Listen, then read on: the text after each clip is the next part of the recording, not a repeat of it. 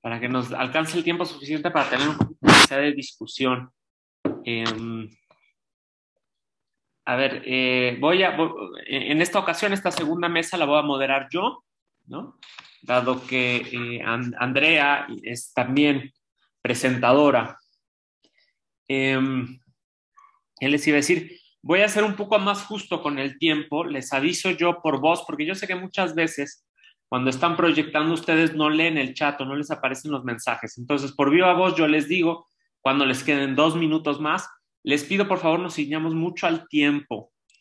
¿Por qué? Porque tenemos 5 presentaciones, 5 ponencias ahorita, y si nos extendemos más tiempo no nos va a alcanzar el tiempo. Entonces, perdón si soy un poco más abrupto en cortar las presentaciones, ¿no? Pero va a ser necesario. No sé si ya esté por aquí Robinson Torres. Hola, buenas tardes o buenos días. Por acá estoy. ¿Me escuchan? Perfecto. Sí, perfecto, Robinson. Pues si quieres ir cargando tu presentación. Bueno, necesito que me autorice. Bueno, pedimos al equipo de apoyo. Sí, es que primero ponen y ahora sí ya te dan chance. Perdón, les digo que voy a estar correteando, pero más vale para que tengamos más tiempo de discusión. Gracias, Eh, Josafat. Ese es tu nombre, ¿cierto? Josafat. es Dale, correcto, sí. primera vez que lo escucho, pero bueno, siempre se aprende algo nuevo. Bueno, si me Sí, sí, permiten claro. ahora sí. Bueno, Sí, voy a déjame. ir. Nada más te presento rápidamente, Robinson. Ajá. Nuestra siguiente ponencia se titula Imaginarios del agua en Chile, entre la racionalidad instrumental del mercado, el bien común y las hidrocosmologías originarias. Nos lo presenta Robinson Torres Salinas de la Universidad de Concepción. Ahora sí, adelante, Robinson. Muchas gracias, Josafat. Bueno, para hacer en honor al tiempo, quisiera partir inmediatamente con el tema del agua, ¿cierto? Porque es un tema fundamental hoy en día, estamos en una crisis hídrica profunda, ¿cierto? No solamente en Chile, en el mundo. De hecho, tenemos sequías por todos lados. México, tengo entendido, está lleno de sequía. Brasil, Chile, tenemos una mega sequía de casi 10 años, ¿cierto? Tenemos problemas de abastecimiento y particularmente en Chile, ¿cierto? Somos conocidos o mal conocidos, ¿cierto? Porque somos el extremismo del neoliberalismo, ¿cierto? El sistema más neoliberal que existe en cuanto al agua. No es el único sistema privatizado, porque la privatización existe en varios lugares del mundo, de hecho en Estados Unidos, en Canadá, en California, e incluso aquí en países sudamericanos, ¿cierto? Porque la privatización de los servicios sanitarios y de agua potable, por ejemplo, es un hecho, ¿cierto? Se ha ido privatizando gradualmente. Sin embargo, la diferencia de Chile con el resto del mundo, y ahí está su particularidad y su extremismo, ¿cierto? Neoliberal, es que privatizó las fuentes. Es decir, no privatizó el servicio de la empresa, privatizó, digamos, las fuentes del agua, es decir, el río, el acuífero, ¿cierto? Eso está privatizado. Aquí en Chile, por ejemplo, se pueden rematar ríos, así como quien remata un auto, una casa, ¿cierto? Se rematan los ríos. Entonces, esa es la racionalidad instrumental del mercado que hoy día quiero más o menos expresar un poquito, ¿cierto? No la voy a resumir en 15 minutos, evidentemente. Yo creo que aquí más o menos todos conocemos, y si no conocemos el sistema chileno, ¿cierto? Algo le voy a explicar. Y quiero decirle que en este contexto, ¿cierto? Esta racionalidad instrumental, que no data del 81, no data de la dictadura de allá, quiero graficar eso también porque se habla mucho de que el sistema privatizado en Chile del agua data de 1981 con el Código de Agua. Bueno, eso es parcialmente cierto, pero el tema es mucho más antiguo. Aquí esta cuestión incluso hay que repetirse a la colonia en el sistema español, digamos que dejaron instaurado, incluso a las guerras de independencia. Algo voy a explicar de eso, ojalá espero en unos par de minutos. Y hoy día, ¿cierto? En el contexto de esta crisis hídrica está emergiendo la idea del agua como un bien común, ¿cierto? Y en ese contexto también emergen, ¿cierto? Estas viejas, antiquísimas, ¿cierto?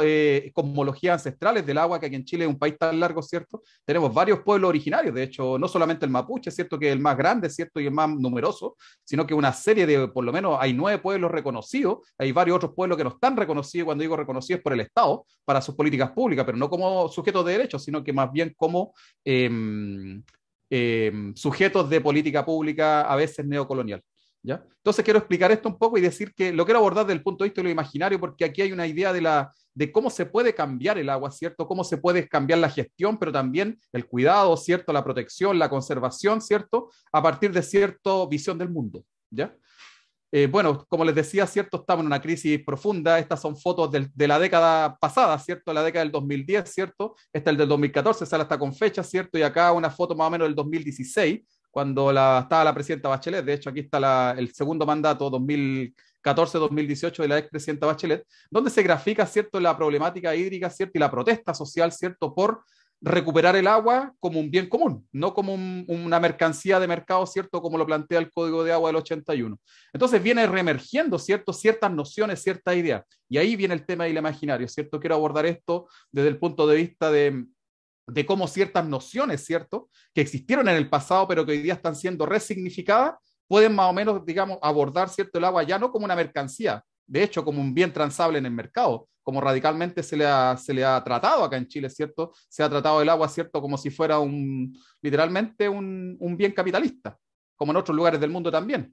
Pero el problema es que justamente ante una sociedad que justamente viene cambiando su percepción social, ¿cierto? Y no solamente cambiando su percepción, cambiando su experiencia. Les doy un dato, por ejemplo, en Chile hay casi 1 millón de personas sin agua, y particularmente solamente en la zona rural. Chile tiene aproximadamente 2 millones de habitantes en las zonas rurales. La mitad está sin agua y tiene que ser abastecido por camiones de aljibe y hay todo un negocio privado con el agua, ¿cierto? Entonces eso profundiza más las soluciones de mercado. Entonces, justamente ante esas soluciones de mercado, se viene planteando, ¿cierto?, reconfigurar, resignificar y literalmente, no sé si nacionalizar, este cartel es bien complejo. Si quieren la discusión explico por qué no nacionalizar, porque nacionalizar implica expropiar y pagar, y el pago, es cierto, que tendría que hacer el Estado a todos los privados, desfalca al Estado, literalmente. No hay plata, no hay suficiente plata para eso porque el agua es súper cara, acá por lo menos. Bueno, quería partir con una cuestión teórica, ¿cierto?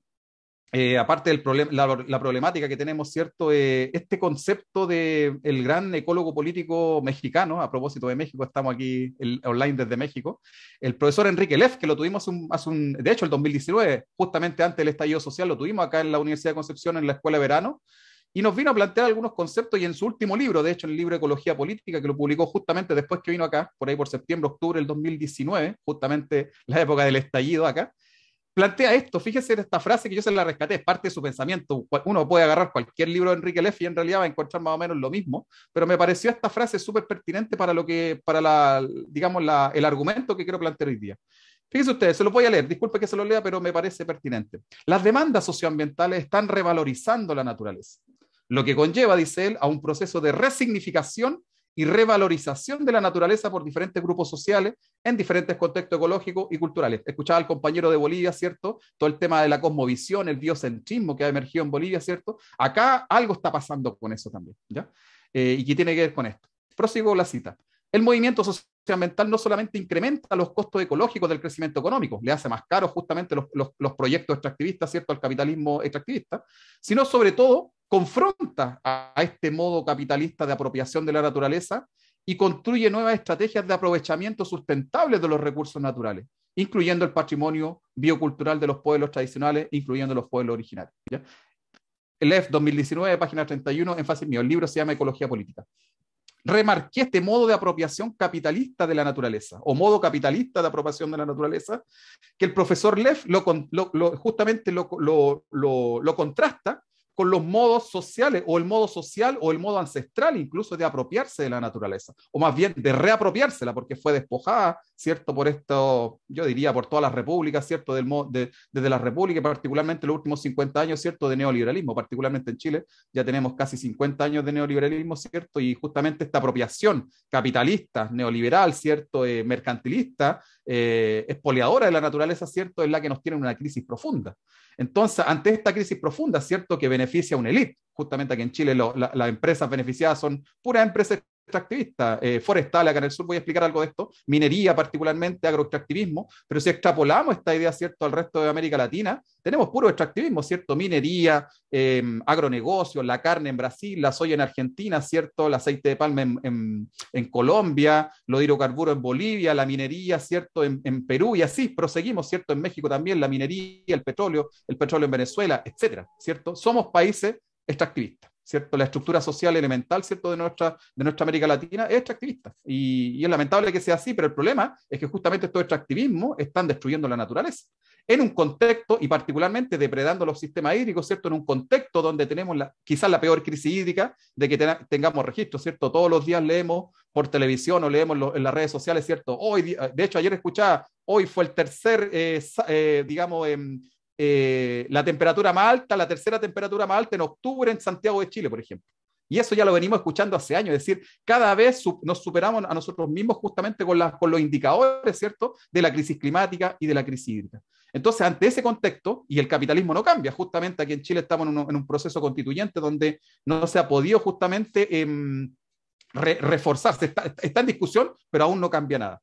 Entonces, en ese contexto, ¿cierto?, la sociedad viene justamente contestando, ¿cierto? Estos extractivismos viene levantándose, ¿cierto? Y el levantamiento social de Chile, ¿cierto? El 2019, que ya venía fraguándose de hace más o menos una década, ¿cierto? Con la explosión estudiantil del 2011, más o menos grafica este descontento, ¿cierto? Y aquí es donde emergen justamente estos conceptos ancestrales, ¿cierto? O conceptos de sentido común. Por eso ahí la palabra bien común, los bienes comunes, ¿cierto? Que no los quiero trabajar a nivel teórico, porque hay todo un concepto ahí, ¿cierto? Toda una escuela de todo tipo, ¿cierto? Marxista, no marxista, de los bienes comunes. No, simplemente trabajar con la idea del sentido común, ¿cierto? El sentido común que te dice, cuida la naturaleza, ¿cierto? El sentido común que te dice, ¿cierto? Cuide el agua. Por lo tanto, ante esta arremetida extractivista y de profundización de los extractivismos, ¿cierto? Viene justamente resurgiendo, rebrotando estas memorias, ¿cierto? Estas memorias antiguas, que todas las tenemos en alguna medida, porque todos tenemos ancestros, ¿cierto? Todos tenemos un pasado, ¿cierto? Una familia que trae un linaje, y si nos ponemos a investigar, uno se puede llevarse miles de sorpresas. Entonces está ahí, en América Latina está ahí, y aquí en Chile también. Entonces, eso es lo que a mí me ha llevado justamente a pensar con mi colega, que justamente hoy día estábamos saludándolo, el Manuel Baeza, que es uno de los, yo diría, uno de los principales teóricos de lo imaginario, por lo menos aquí en Chile, y bueno, uno de los principales en Sudamérica, en América Latina, ¿cierto? Con esta idea de lo imaginario. Manuel Baeza plantea este concepto que lo empezó a plantear por ahí por el 2000, ¿cierto? En sus primeros libros, y que ya por el 2015, ¿cierto? Ya lo viene más o menos trabajando más refinadamente, la idea de la estructura simbólica de ajuste. ¿Qué es lo que significa esta estructura simbólica de ajuste? Básicamente, el colega, no voy a explicar el concepto en su detalle porque es bastante complicado, porque tiene mucha influencia, ¿cierto? Castoriadis, ¿cierto? Toda digamos, la cuestión simbólica, ¿cierto? Pero lo que plantea mi colega, ¿cierto? Manuel Baeza, es que hay justamente una transición de una idea a otra, ¿ya? Y justamente eso es lo que quiero plantear acá. Hay una transición de la idea del agua como mercancía, ¿cierto? Al agua como un bien común y al agua justamente como una entidad sagrada, como lo plantean los mapuches y los pueblos originarios. Entonces la pregunta es cómo podemos justamente transformar y acelerar esta transformación justamente pensando, ¿cierto?, que en realidad estamos ante una crisis tan fuerte, ¿cierto?, que la resignificación, la lucha social por el agua, ¿cierto?, la lucha de los pueblos originarios, y particularmente el pueblo mapuche acá en el sur de Chile, está justamente pujando hacia allá, ¿cierto? Levantar estos significados que siempre han existido, que en realidad no son invenciones actuales, son cosas que siempre han estado ahí, pero han estado subyugadas, colonizadas, ¿cierto? Incluso silenciadas, ¿cierto? El pueblo mapuche en estos momentos acá en el sur de Chile está totalmente militarizado, ¿cierto? Por el gobierno dictatorial de Piñera, yo diría, fue elegido democráticamente, pero a esta altura se transforma en un dictador, ¿cierto? Mandando al ejército, ¿cierto?, acá al sur para reprimir al pueblo mapuche. ¿Por qué? Porque está defendiéndose justamente de un extractivismo, uno de los principales que tenemos acá, que es el extractivismo forestal. Entonces tenemos varios factores, justamente, argumentos, ¿cierto?, de que están generando esta transición hacia esta idea de, ¿cierto?, del agua más allá del mercado. La mega sequía, en Chile llevamos una mega sequía de 12 años ya, ¿cierto? Comenzó el 2009, el 2021 y tenemos, como le digo, indicadores todos los años, ¿cierto? Se superan todos los indicadores, menos agua, los datos de precipitación, por ejemplo, les doy un dato acá del sur de Chile, en la región donde estoy, llovía en promedio anual, ¿cierto? 1.200, 1.300 milímetros por año, hoy día llueven 800, hace un par de años lluevieron hasta 700, entonces hay un 30-40% de déficit hídrico, es decir, llueve poco, llueve menos. Entonces eso evidentemente recarga menos los acuíferos y justamente cuando recarga menos los acuíferos, ¿cierto? Recarga menos las napas, las cuencas, ¿cierto? Los extractivismos que tenemos, ¿cierto? Están absorbiendo toda esa agua, ¿cierto? No es que los extractivismos produzcan sequía, pero sí los extractivismos, la poca agua que cae, ¿cierto?, la extraen, ¿cierto?, para su beneficio, la minería, las forestales, ¿cierto? Y eso genera justamente esta desposesión estructural que tenemos, ¿cierto?, que tiene casi 1 millón de personas sin agua en el país. Entonces, ante esto, ¿cierto?, la respuesta social ante esta depredación, ¿cierto?, de las cuencas, del agua, ¿cierto?, y de la sociedad, porque literalmente, imagínense ustedes, las mineras, ¿cierto?, exportan para China, exportan para Estados Unidos, Europa, Japón, se están haciendo multimillonarias, ¿cierto?, con el agua, pero las personas que viven justamente en los entornos, ¿cierto?, donde están estos extractivismos, viven sin agua, bajo cualquier concepto, digamos, no existe el concepto de dignidad, dignidad humana. Lo quiero plantear así nomás porque los detalles son muchos. Entonces, ante esto se viene justamente levantándose nuevos movimientos sociales por el agua. Yo les puedo contar que esto yo los vengo siguiendo más o menos de mi tesis de magíster, estoy un poquito viejo, ya hace como 15 años, ¿cierto? El 2005, 2006 yo empecé a investigar este asunto en la Patagonia cuando querían hacer un par de represas allá, y desde entonces vengo siguiendo este levantamiento popular por el agua. Y les digo, hay un movimiento que es una multiplicidad de movimientos localizados, ¿cierto? Chile es muy largo, pero por cada región, ¿cierto?, tiene distintos movimientos, digamos, que defienden, digamos, el territorio de diversos extractivismos, diversos proyectos, digamos, de industria tóxica o cualquier cosa, ¿cierto?, que agreda a la naturaleza. Justamente aquí se grafica lo que viene diciendo Lev, ¿cierto? Hay una defensa, hay una resignificación, una revalorización del territorio. Le doy un ejemplo, aquí solamente en la provincia de Concepción, donde estoy, hay por lo menos unos 10, 15 movimientos socioambientales, ¿cierto?, defendiendo territorio o pedacitos de territorio, ¿cierto?, de proyectos específicos. Aquí al lado de Concepción, por ejemplo, tenemos una minera, más al sur, ¿cierto?, tenemos una zona de sacrificio, lamentablemente se le llama así, Coronel, ¿cierto?, que ahí hay termoeléctrica, industria forestal, pesquería, ¿cierto?, ahora se viene una nueva planta de celulosa, etcétera. Entonces, tenemos justamente una reacción social ante esto. Entonces, esa reacción es justamente la etapa de crisis que estamos, justamente en esta estructura simbólica de ajuste, como le llama el profesor y colega Manuel Baeza, amigo.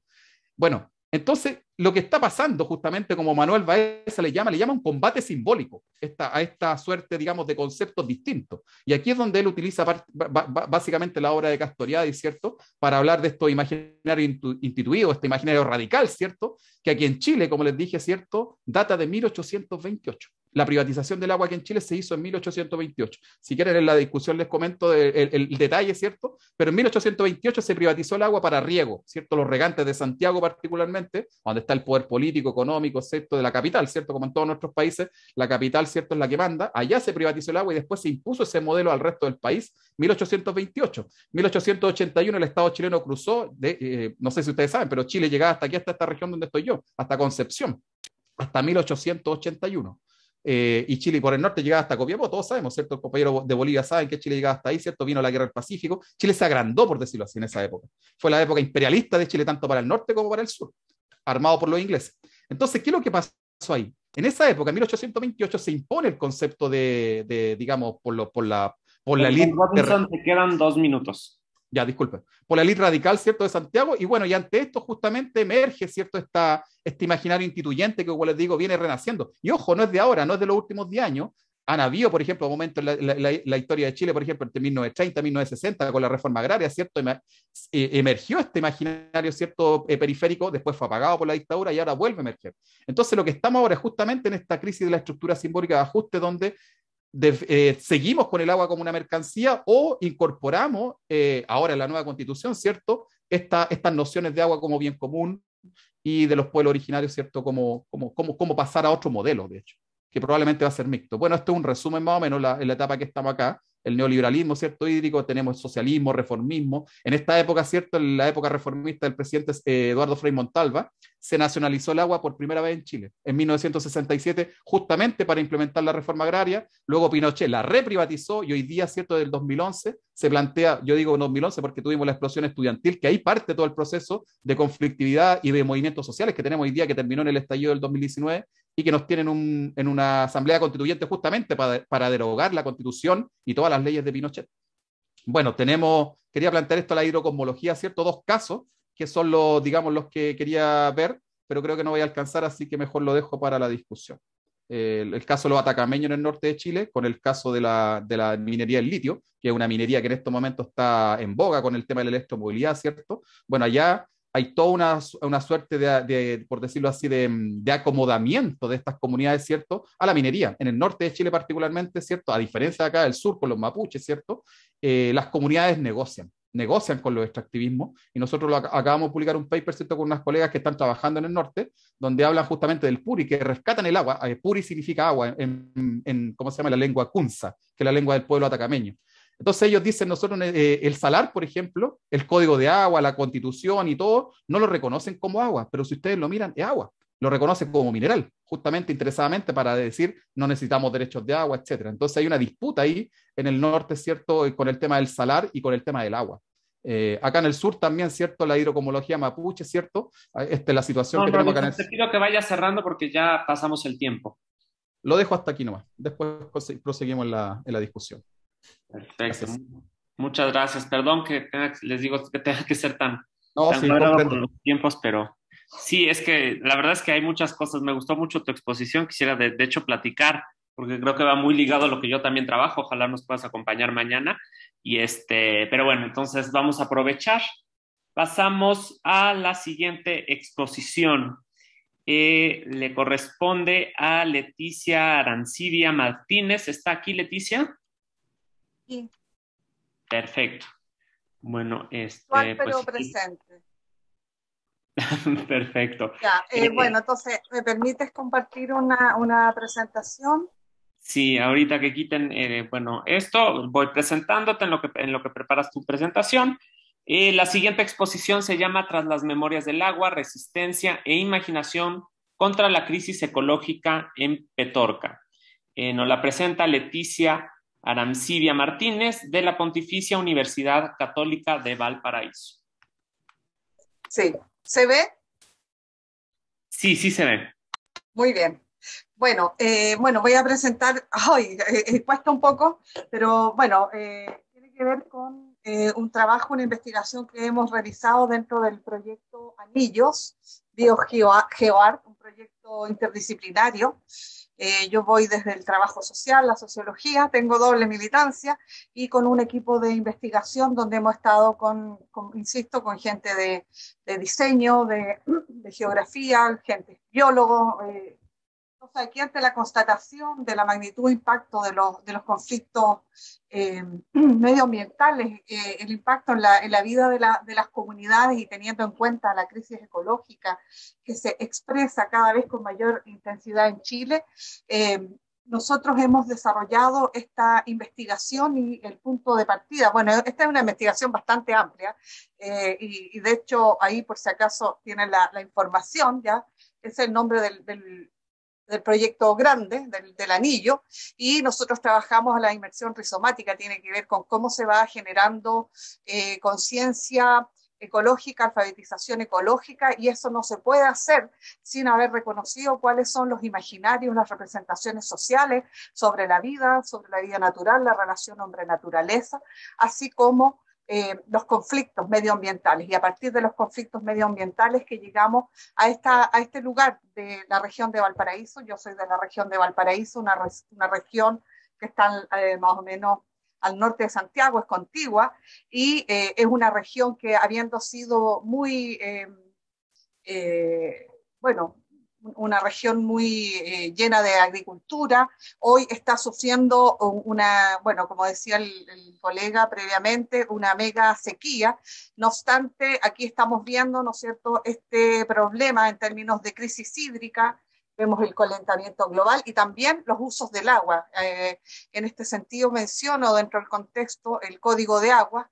Ahí yo tengo un matiz respecto de no atribuir todas las responsabilidades, que lo matiza un poco el colega con el marco previo sin embargo, tal como él mismo decía, en 1967 se nacionaliza el agua para dar lugar a la reforma agraria, pero durante la dictadura en 1981 se dicta el Código de Agua que en los hechos privatiza este vital elemento.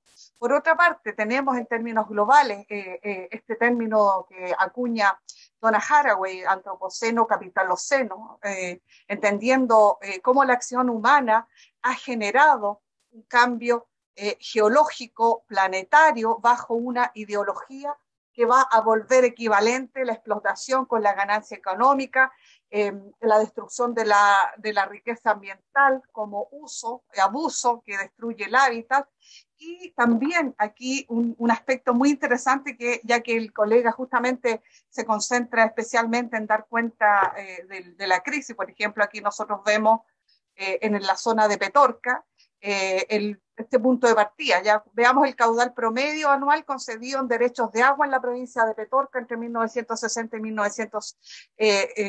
2017, disculpen, y vemos cómo hay una expansión pero tremenda, ya esto habiendo ya un contexto de sequía, ya que iba progresivamente, entonces aquí vemos cómo van subiendo la concesión de derechos de agua. Entonces ocurre que hay gente que puede no tener el terreno, pero tiene el derecho de agua. Es decir, que alguien que vive en ese terreno no va a tener derecho a esa agua.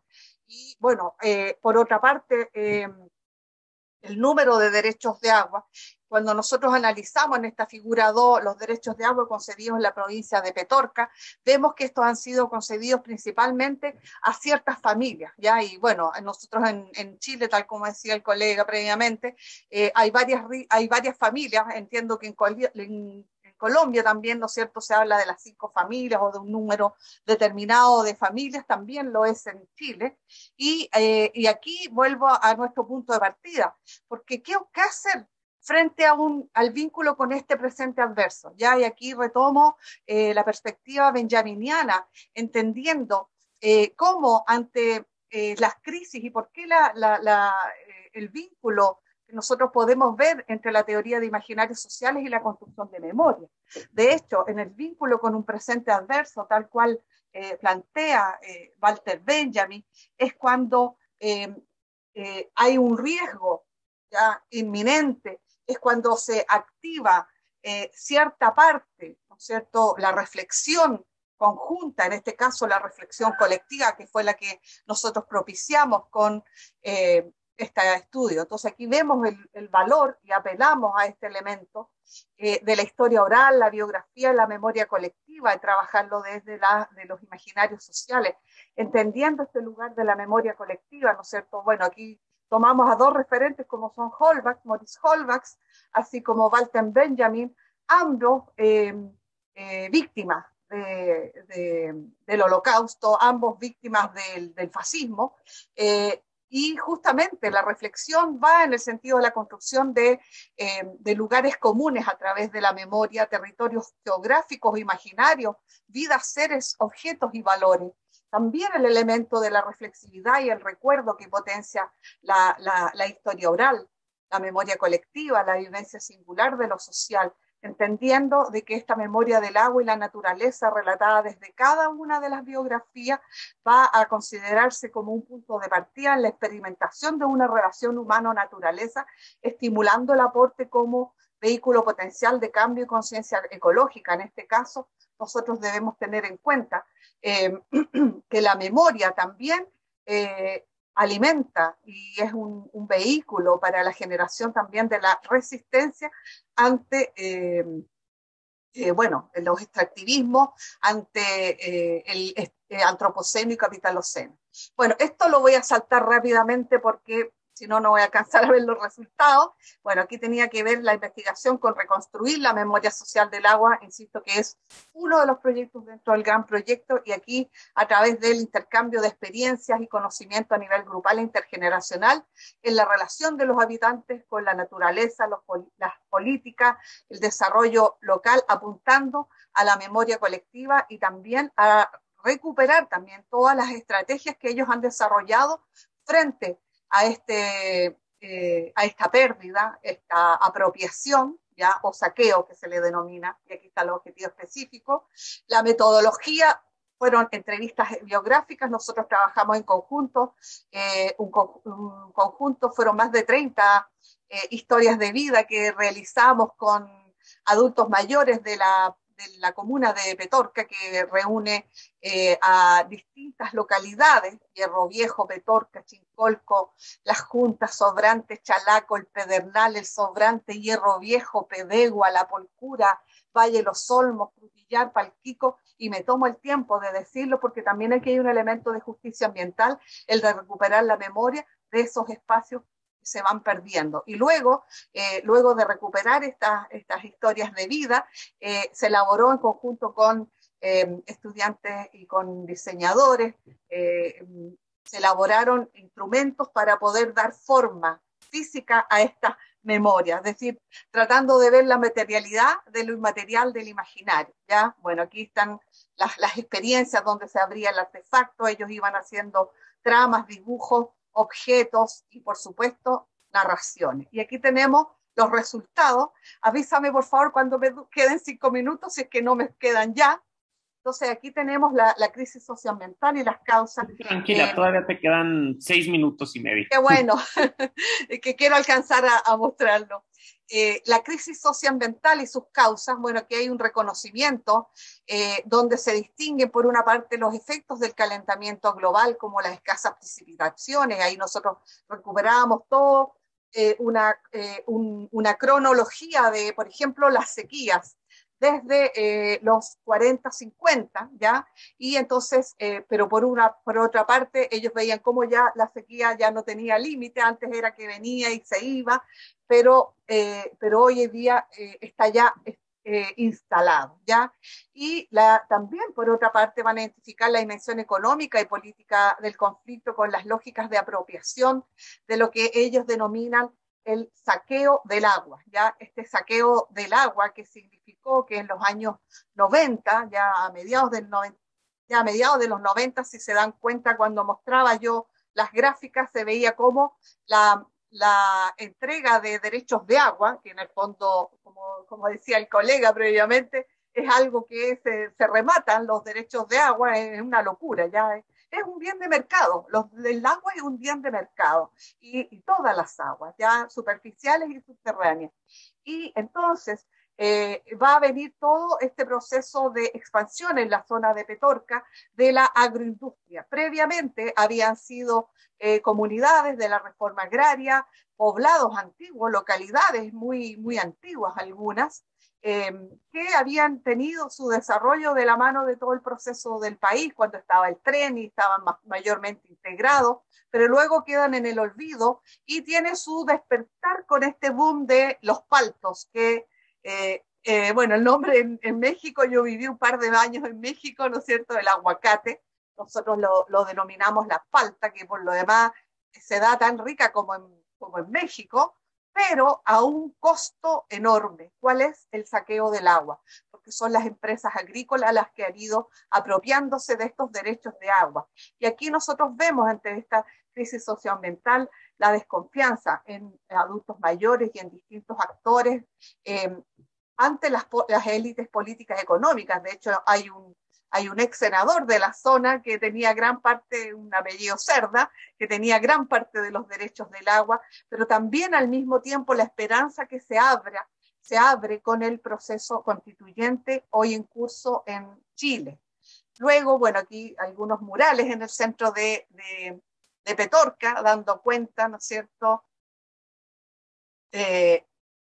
Entonces dice, para vos, o sea, para ti, plata, dinero, para nosotros es vida, el agua, ¿ya? Y entonces dice, las aguas volverán a su cauce natural, porque claro, porque además de la apropiación de las aguas subterráneas, las pocas aguas superficiales son desviadas por estas empresas. De hecho, se ha detectado, no solo en Petorca, también aquí en la región de Valparaíso, que es la región más afectada por la sequía y por el cambio climático. O sea, de hecho, tenemos riesgo de pasar a ser una zona, incluso todavía no lo somos, pero bueno, ya nos vamos acercando a la fisonomía que tiene el norte de Chile. Y aquí los efectos sociales y culturales en la pérdida del agua, los cambios en la economía local, los cambios también en las actividades laborales, productivas, la pérdida de oficio, el debilitamiento de las prácticas de trueque, el encarecimiento de los alimentos. Y aquí voy poniendo estas citas ya, donde, por ejemplo, toda la idea de la subsistencia que tenían los campesinos se va desdibujando y hoy en día se pierde, por ejemplo, las siembras tradicionales y la gente tiene que migrar para poder tener trabajo al interior. Luego, también la sostenida pérdida de la soberanía alimentaria, que era un poco parte de lo mismo que decía antes, la agricultura familiar, las lógicas comunitarias de intercambio que se van perdiendo, y claro, y aquí la composición también de los alimentos que tienen mayores efectos nocivos en la salud, ¿no es cierto?, con agroquímicos, en fin. Otro elemento que tiene que ver con la cultura, la muerte del pueblo, la migración que ya daba cuenta, ya, y bueno, aquí esta idea es muy fuerte, la idea de la muerte del pueblo, un pueblo va a ir desapareciendo, se está muriendo como pueblo, Petorca como un pueblo fantasma, en fin. y otros elementos como la clausura del espacio público. Antes era un espacio libre de tránsito, los alrededores del río, hoy está todo cerrado, ¿no es cierto?, por parte de las agrícolas, la privatización de los predios, la pérdida de los espacios de ocio y entretención comunitaria, en la vida campesina, los baños de río, en la gente de la costa, es tan importante como en la gente de la costa, los baños de mar, y hoy en día la gente que no tiene un pozo como medio de subsistencia, no tiene acceso al agua. Y aún así, los pozos cada vez son más profundos y requieren. Y aquí esta parte que me gusta mucho y que me gustó mucho con lo que planteaba Weimar, porque también quisimos poner en valor esta pérdida de la biodiversidad de las especies, los árboles, las especies de petorca. Entonces allí nosotros vemos esta afectividad de los habitantes con el quillay, los guayacanes, los canelos, los maiques, los maitenes, los litres, los huevil, las ñipas, los tambillos, todas especies endémicas de Chile, ya de esta zona y del clima mediterráneo, que es el que tenemos en la zona de Valparaíso, la región de Valparaíso a la que pertenece Petorca, las especies vegetales próximas al río, chaguales, berros, blebillos, rabanitos, chilcas, natre, yareta, clavillos, retamillas, que son plantas medicinales, y las bellas flores con sus bellos nombres, corderitos, quintrales, chapapotes, astromedias, alfileritos, y también la fauna y el río, con los chincoles, de hecho chincolco, ya, chincolco, chincol, el nombre de un pajarito, ya, y co significa agua. Ya, significa agua. Chincolco, entonces era el lugar de los chincolcos. Entonces los chincolcos, los jilgueros, las pachurras, los zorzales, los patos, las turcas, los más grandes serán los guanacos, las pumas, los vizcachas, y la fauna del río, que era comestible también, choritos de agua dulce, en fin.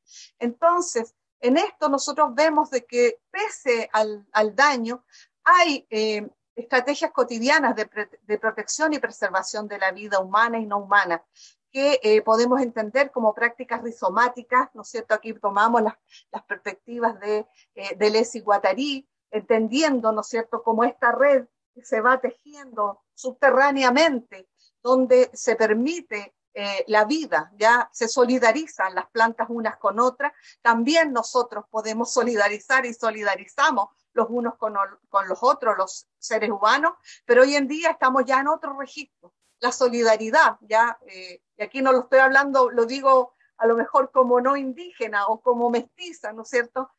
Porque la solidaridad humana, natural, es una demanda, y de hecho las solidaridades que desarrollan, las estrategias para alimentar las aves, para que no se vayan, elaboración de bebederos, muchas estrategias de resistencia, son significativas también las resistencias desde la organización comunitaria, ya aquí principalmente los APR, que son asociaciones de protección del riego, perdón, y el arte como práctica de resistencia. Modatima es una de las organizaciones en la zona, y aquí los usos de la memoria, solo para concluir, si me permite, Josafat, entendiendo esta gobernanza afectiva, ¿ya? La pobreza del presente.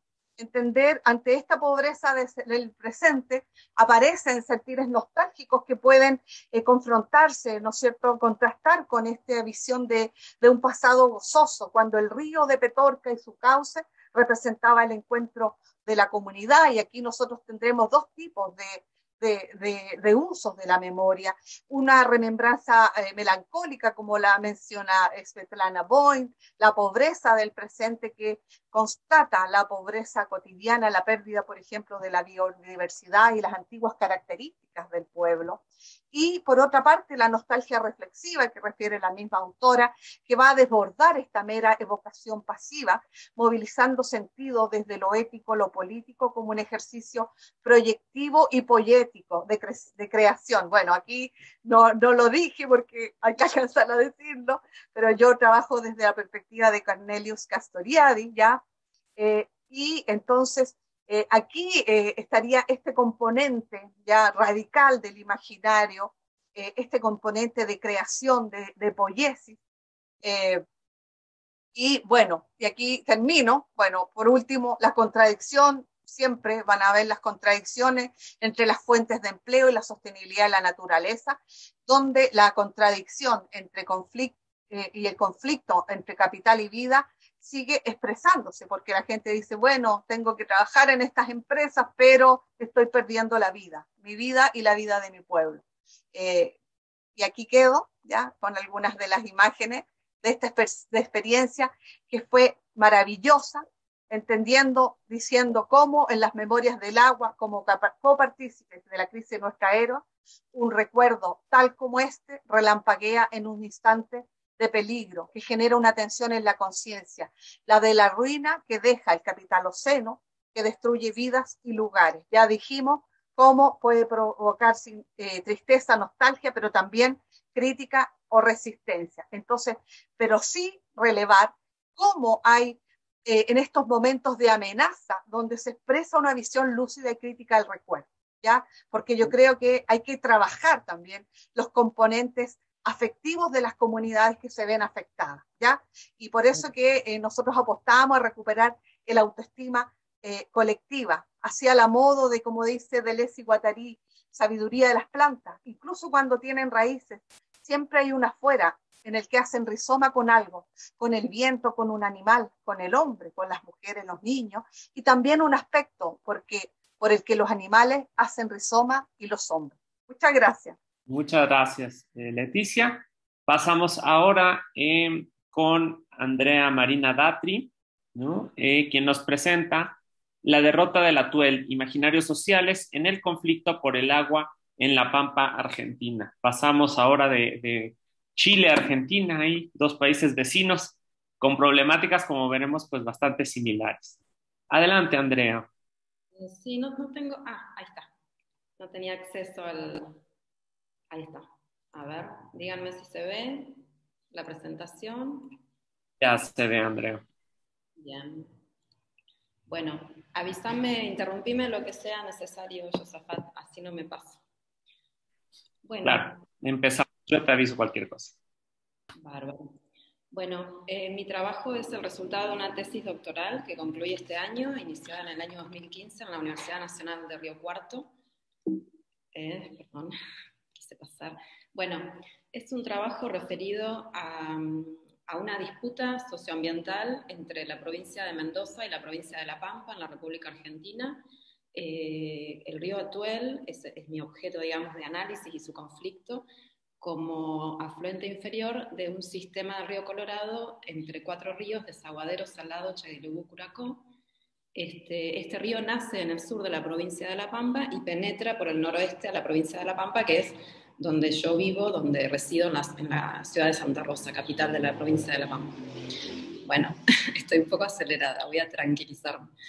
Bueno, este río Atuel, que nace en la provincia de Mendoza y penetra en la provincia de La Pampa, genera un conflicto socioambiental por cuanto Mendoza hace un uso y una utilización del río y un embalse del mismo a través de una hidroeléctrica, ¿no?, llamada Los Mihuiles, con fines de riego, producción ganadera, de subsistencia y de generación de energía.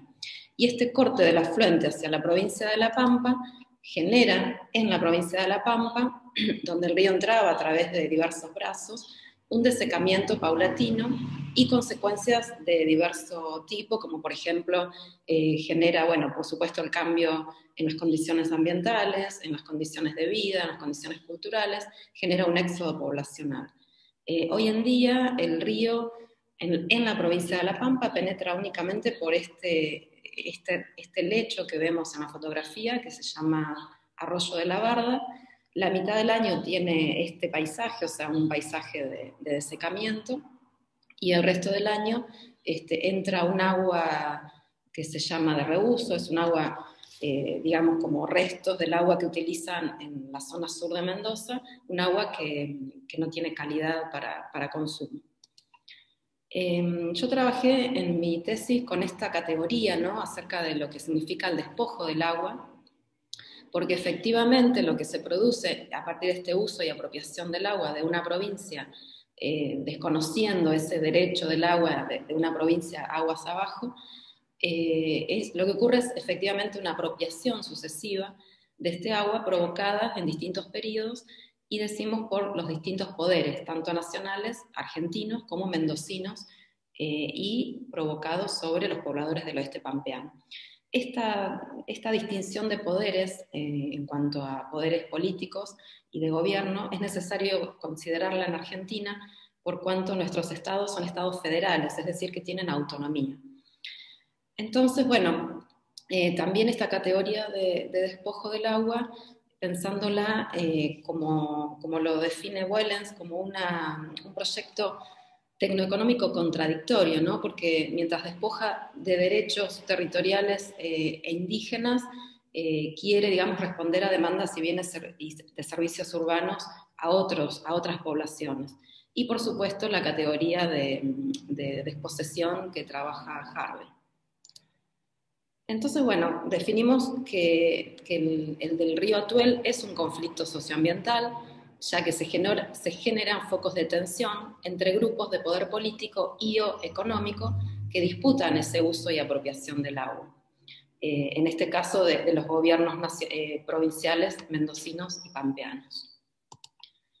Bueno, en mi tesis que pongo a disposición para quien la quiera, se la puedo mandar por mail, y que pronto la vamos a publicar, construyo entonces un marco referencial o marco contextual teniendo en cuenta estos factores de desigualdad relativos a los distintos poderes estatales, tanto mendocinos como pampeanos, y nacionales como un tercer elemento ahí de disputa en ese foco de poder, y también considerando en esta construcción del problema que la provincia de La Pampa en particular, dentro de lo que es Argentina, tiene una institucionalidad joven por cuanto es provincia desde el año 1951, mientras que Mendoza es provincia desde hace 400 años. Entonces, bueno, considerar estas desigualdades, estas divergencias, y en función de eso trabajar lo que yo me proponía, ¿no? con mi investigación, que es pensar los distintos imaginarios sociales en pugna en este proceso de disputa. La pregunta de investigación, bueno, fue justamente cuáles son y cómo se relacionan entre sí los imaginarios sociales de los sujetos que intervienen en el conflicto por el río Atuel en territorio pampeano. Cuando aludo a los sujetos me refiero sobre todo a dos sujetos. Por un lado, los sujetos que persisten y perduran en la zona de conflicto, que es la zona ribereña, es decir, esa zona del arroyo de la Barda que les mostraba hoy en la fotografía. A pesar de que hubo un importante éxodo poblacional, también había población de pueblos originarios. Hay campesinos y campesinas que persisten y viven ahí en otras situaciones, en otras condiciones de vida distintas a las que había antes de que, sobre todo Mendoza, construyera este dique que embalsa el río Atuel. Y por otro lado, hay sujetos sociales caracterizados como los reclamantes o los que conforman un movimiento asambleístico y que van a ser los que toman, digamos, la voz del reclamo sobre esta ausencia del agua. A partir de esta pregunta de investigación, bueno, como objetivo de conocimiento de la tesis, comprender ese conjunto de imaginarios sociales que en torno al conflicto por el agua del río Atuel, Argentina, se manifiestan y expresan en tensión, mientras operan diversos tipos de intereses por su legitimidad. Muy rápido paso esto. Mi propuesta fue, para esta investigación, imbricar dos teorías de investigación para definir tipos de imaginarios sociales. Por un lado, la ecología política.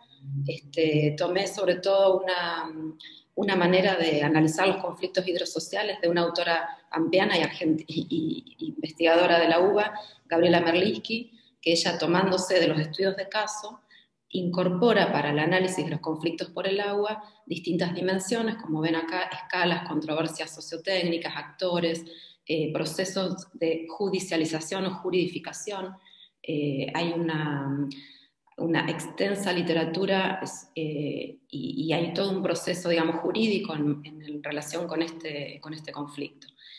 Y en este sentido, como sujetos sociales para observar a partir de esta mirada, el grupo de reclamantes o asambleístas que se constituyen como esa voz, digamos, que va a reclamar por el despojo del agua. Y por otro lado, la teoría fenomenológica de imaginarios sociales, a partir de Castoriadis y Baeza, que he mencionado también por Robinson, con herramientas de la hermenéutica, la interpretación, para comprender esas subjetividades y comprenderlas a través de las narrativas. Y en este caso, sobre todo, para pensar en esa voz o en esas narrativas de los sujetos sociales ribereños o afectados directos por la falta de agua. Bueno, la construcción de datos se hizo a partir de numerosos viajes a la zona de conflicto, a partir de numerosas entrevistas en profundidad, cerca de 30 entrevistas en profundidad a campesinos y campesinas y 18 entrevistas en profundidad a informantes claves, también viajes a Buenos Aires, donde se hizo una audiencia pública por este proceso de judicialización que les mencionaba, y por supuesto análisis de documentación, de archivo, y también observación participante de todas aquellas actividades del movimiento asambleístico. Bueno, ya voy llegando, digamos, a los resultados y al análisis. Este recorrido investigativo lo que me permitió fue realizar sobre todo como dos grandes tipos de análisis. Por un lado, entender cómo se construyó un imaginario, o emergió, mejor dicho, una significación dominante de ese despojo del agua, a través de lo que es una élite social y política que se constituye como traductora de una situación de injusticia vivida por los afectados directos. Es decir, todo este movimiento asambleístico que se va conformando desde la construcción de un dique que embalsa el agua, que es del año 1947 hacia el presente, se va construyendo, digamos, un movimiento social que se vuelve traductor de un hecho de injusticia, ¿no? De una falta de justicia sobre una población que es la afectada directa. Esta emergencia de una significación dominante, sin embargo, bueno, esto lo voy a pasar, después lo voy a volver a recuperar. Esta emergencia de una significación dominante va a tensionar con narrativas y con lo que después voy a decir que son imaginarios emergentes o imaginarios alternativos que tensionan con esa mirada dominante de despojo, por cuanto no manifiestan en esos discursos, en esas narrativas, que haya un reclamo por el agua. ¿Y por qué va a suceder esto? Porque ese proceso que se va conformando desde la década del 40 hacia el presente hace que estas poblaciones que persisten en la zona de conflicto se adapten a una nueva condición del agua, a una nueva condición de vida sin el agua, sin el río. No sé cómo estoy de tiempo, Robinson, como para pasar un audio. Perdón. Todavía te quedan unos 4 minutos, Andrea, si quieres, pásalo. Entonces, no lo voy a pasar porque quiero llegar a decir la parte final. Pero bueno, esta persona que ustedes ven acá a la derecha es uno de mis informantes clave, una persona muy reconocida en la provincia de La Pampa, movilizada por la lucha por el agua, y él explicita acá de qué manera, digamos, se adapta a esta población a esta nueva situación de la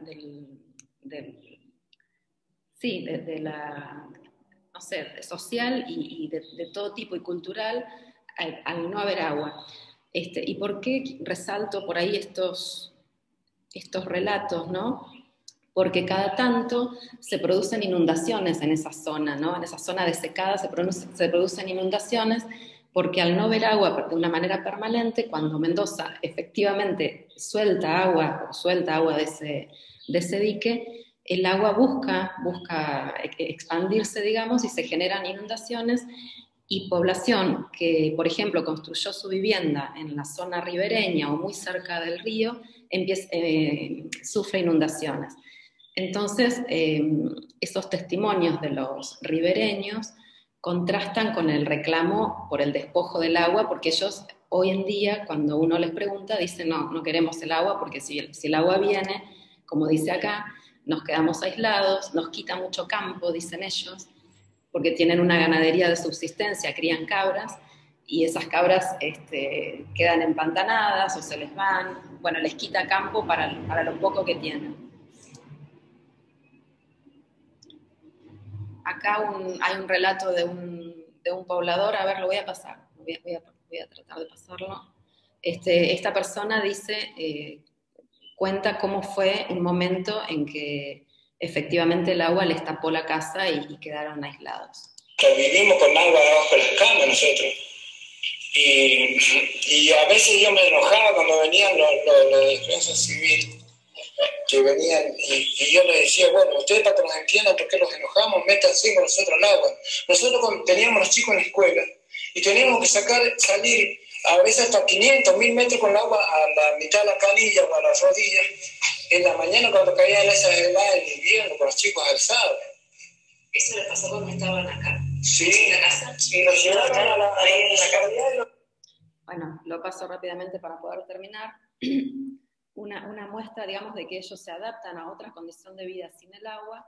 Entonces, sus relatos no son justamente los que sí tienen los asambleístas que lo hacen de otra manera, ¿no? Entonces, bueno, para concluir y poder llegar bien con el tiempo, mi investigación lo que me permitió fue construir y presentar, digamos, como hallazgos o aportes a esta problemática que es un problema histórico, ya lleva 100 años este conflicto, fue construir tipos de imaginarios sociales del agua del Atuel que tensionan. Y en esta tipología, por un lado tenemos un imaginario dominante mayor, que es el imaginario de la cultura del agua, presente en Mendoza, porque allí una élite con alto grado de visibilidad instituye una significación. Perdón, Andrea, te estamos escuchando muy bajito. No sé si puedas, después del audio como que se bajó tu sonido. A ver, ahí me escuchan mejor. Sí te escuchamos, pero bajito. Si pudieras hablar un poquito más cerca, más fuerte o acercarte un poquito al micrófono. Hablo un poquito más fuerte. No sé qué habrá pasado. A ver, espera. No sé qué tendría que hacer. ¿Ahí? ¿Se me escucha? Sí, pero bajito. Tú sigue, pero si te acercas un poquito más y tratas de hablar un poquito más fuerte. Bueno, excepto que deje de compartir y vuelva a compartir, pero bueno, termino acá y si quieren lo dejo para la discusión. Digamos que lo más importante de mi trabajo, digamos, y como resultado, es poder, digamos, comprobar que hay una tensión entre diversos imaginarios y hay un imaginario dominante del despojo construido dentro de la provincia de La Pampa por una élite que traduce una situación que efectivamente es de injusticia, pero que va instituyendo una significación desde el despojo del agua. Pero tensionado con ese imaginario dominante del despojo, hay imaginarios alternativos de olvido y de negación del agua. O sea, son subjetividades emergentes en La Pampa que no reclaman el agua, incluso la niegan, y que justamente son de la población que perdura en la situación de conflicto y en situaciones sociales de desigualdad y de alta vulnerabilidad. Entonces, bueno, no sé cómo se me ha escuchado, pero este es el aporte, digamos, la posibilidad de haber construido una tipología de imaginarios sociales o de subjetividades sobre el agua y sobre este despojo efectivo, este proceso, digamos, de injusticia sobre una cuestión ambiental, pero pensar que dentro de esa situación de injusticia hay distintas subjetividades y que las mismas tensionan. Bueno, dejo por aquí y en todo caso después para el debate podría llegar a ampliar. Muchas gracias. Perfecto, muchas gracias. Ya al final te escuchábamos bien, como que subió el volumen, quién sabe qué pasó. Pero bueno, gracias por respetar también el tiempo, ¿no? Pasamos ahora, José Antonio Martínez, ¿sí está por aquí?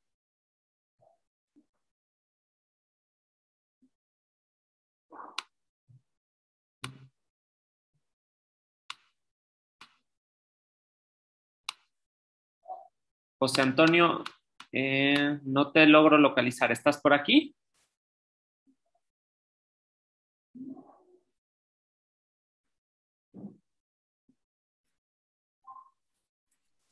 Yo tampoco lo veo. Sí, yo creo que pasamos entonces a la siguiente. Si nos pueden apoyar también. Paula Alexandra Álvarez García, ¿está por acá?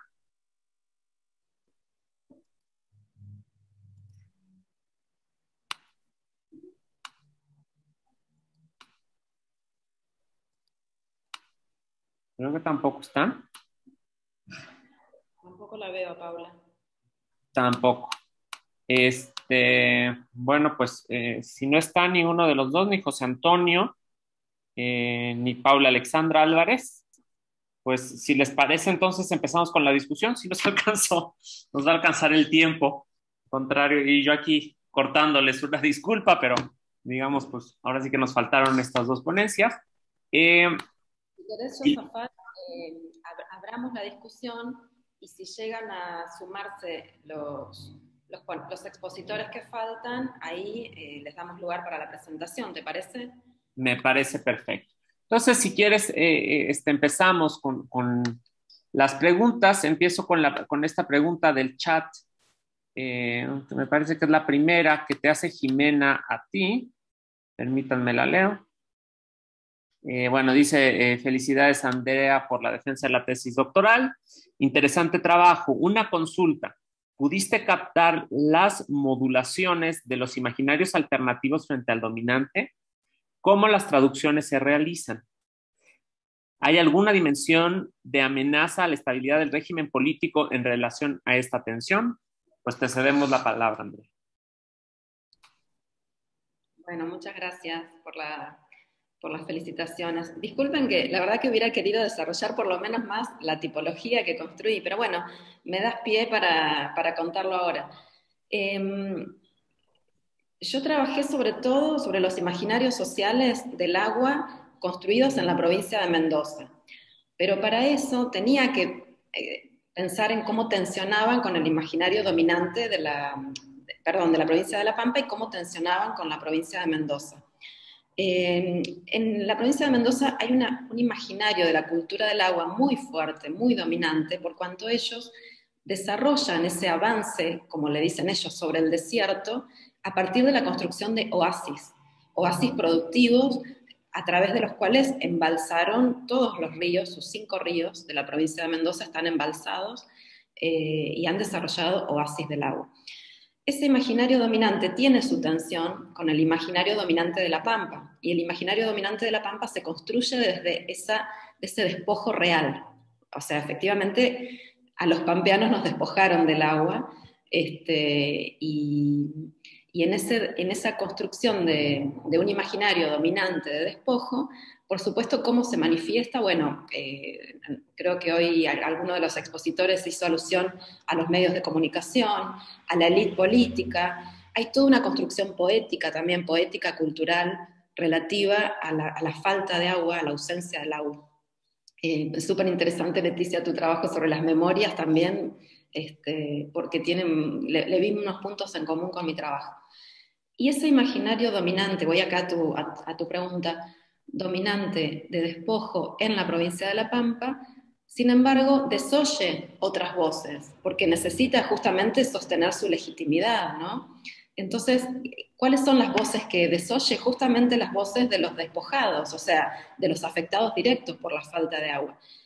Y por otra parte, bueno, yo creo que el aporte de mi trabajo es esto, ¿no? De decir que si se invisibilizan las voces de los reclamantes, o cualquier voz que en nuestra sociedad sea invisibilizada, se está cometiendo una injusticia. Entonces, ahora derivado de la tesis, por ejemplo, estoy incursionando en lo que son las políticas públicas, porque justamente la política pública necesita de sostener su legitimidad en esta lucha por el agua a través de un discurso homogeneizado.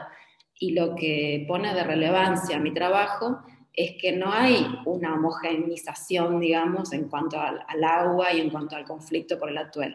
Hay una heterogeneidad, hay muchas voces. Entonces, bueno, de todas maneras es una fuerza desigual, o sea, los imaginarios alternativos o emergentes sobre el conflicto por el Atuel no tensionan de manera de poder torcer verdaderamente la situación, porque no son suficientes, digamos, para reclamar. Y ya termino con esto. Una de las conclusiones mías en el trabajo, que también lo dejo como una línea de estudios en continuidad, digamos, es decir, que cualquier tipo de política pública que pretenda una transformación social tiene que tener en cuenta todas las voces. ¿Por qué? Porque esos afectados directos de la falta de agua del río Tuel viven en condiciones de vulnerabilidad extrema, y no solo por la falta de agua. El elemento agua para ellos es uno de los elementos, pero no tienen nada, no tienen conectividad, no tienen acceso al agua, no tienen acceso a la vivienda, no tienen acceso a la salud, hay analfabetismo, o sea, es una multiplicidad de factores, digamos, que hace que para ellos no sea solamente el agua el elemento vital o el elemento que les permite, digamos, seguir viviendo. Entonces, la política pública, para ser concreta, la política pública de La Pampa tiene que reclamar por el despojo del agua, pero también tiene que atender otras demandas, otras voces.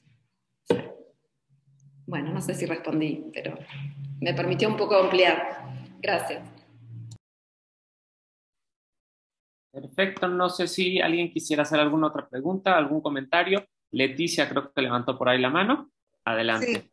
Sí, bueno, primero que nada que felicitar el trabajo de Andrea y de Robinson, y en particular, mira, me parece muy interesante y también veo muchas conexiones en términos del enfoque para poder ver la cuestión de las memorias del agua, y también el conflicto del Atuel, ¿ya?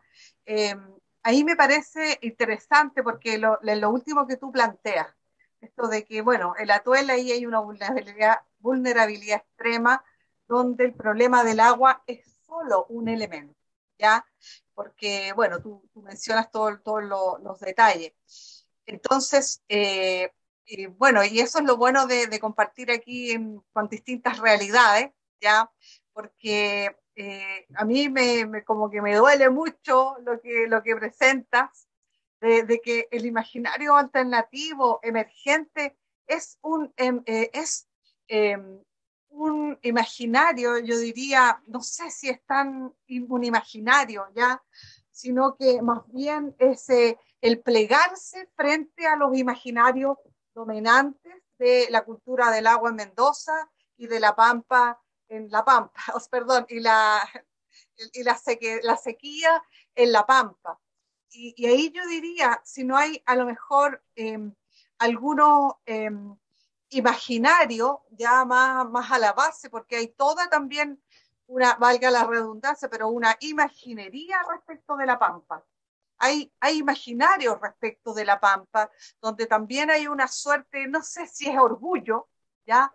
Pero sí hay un componente afectivo de esa nada, de esa nadedad de la Pampa. Para nosotros los chilenos, ¿no es cierto?, que pese a que tenemos desierto y todo, nosotros decimos, pucha, es más fome que la Pampa Argentina porque, o sea, es la nada, no hay vida allí. Entonces, pero aunque no haya vida allí, también aquí en Chile la gente del norte ama su Pampa, su desierto, la adora, porque también hay un elemento. Entonces, ¿qué componentes afectivos también hay? Porque insisto que lo que me preocupa es que no veo resistencia, ¿ya? Como por ejemplo veíamos en lo de las memorias del agua, porque queda en evidencia el despojo, la intervención del hombre, las formas culturales perdidas, y diría yo en el imaginario, la búsqueda de una comunidad, ¿no ¿no es cierto?, una sola comunidad. Entonces, ¿qué elementos hay afectivos respecto de esta pampedad de la nada o de esto que en realidad no es que no haya nada, ¿ya?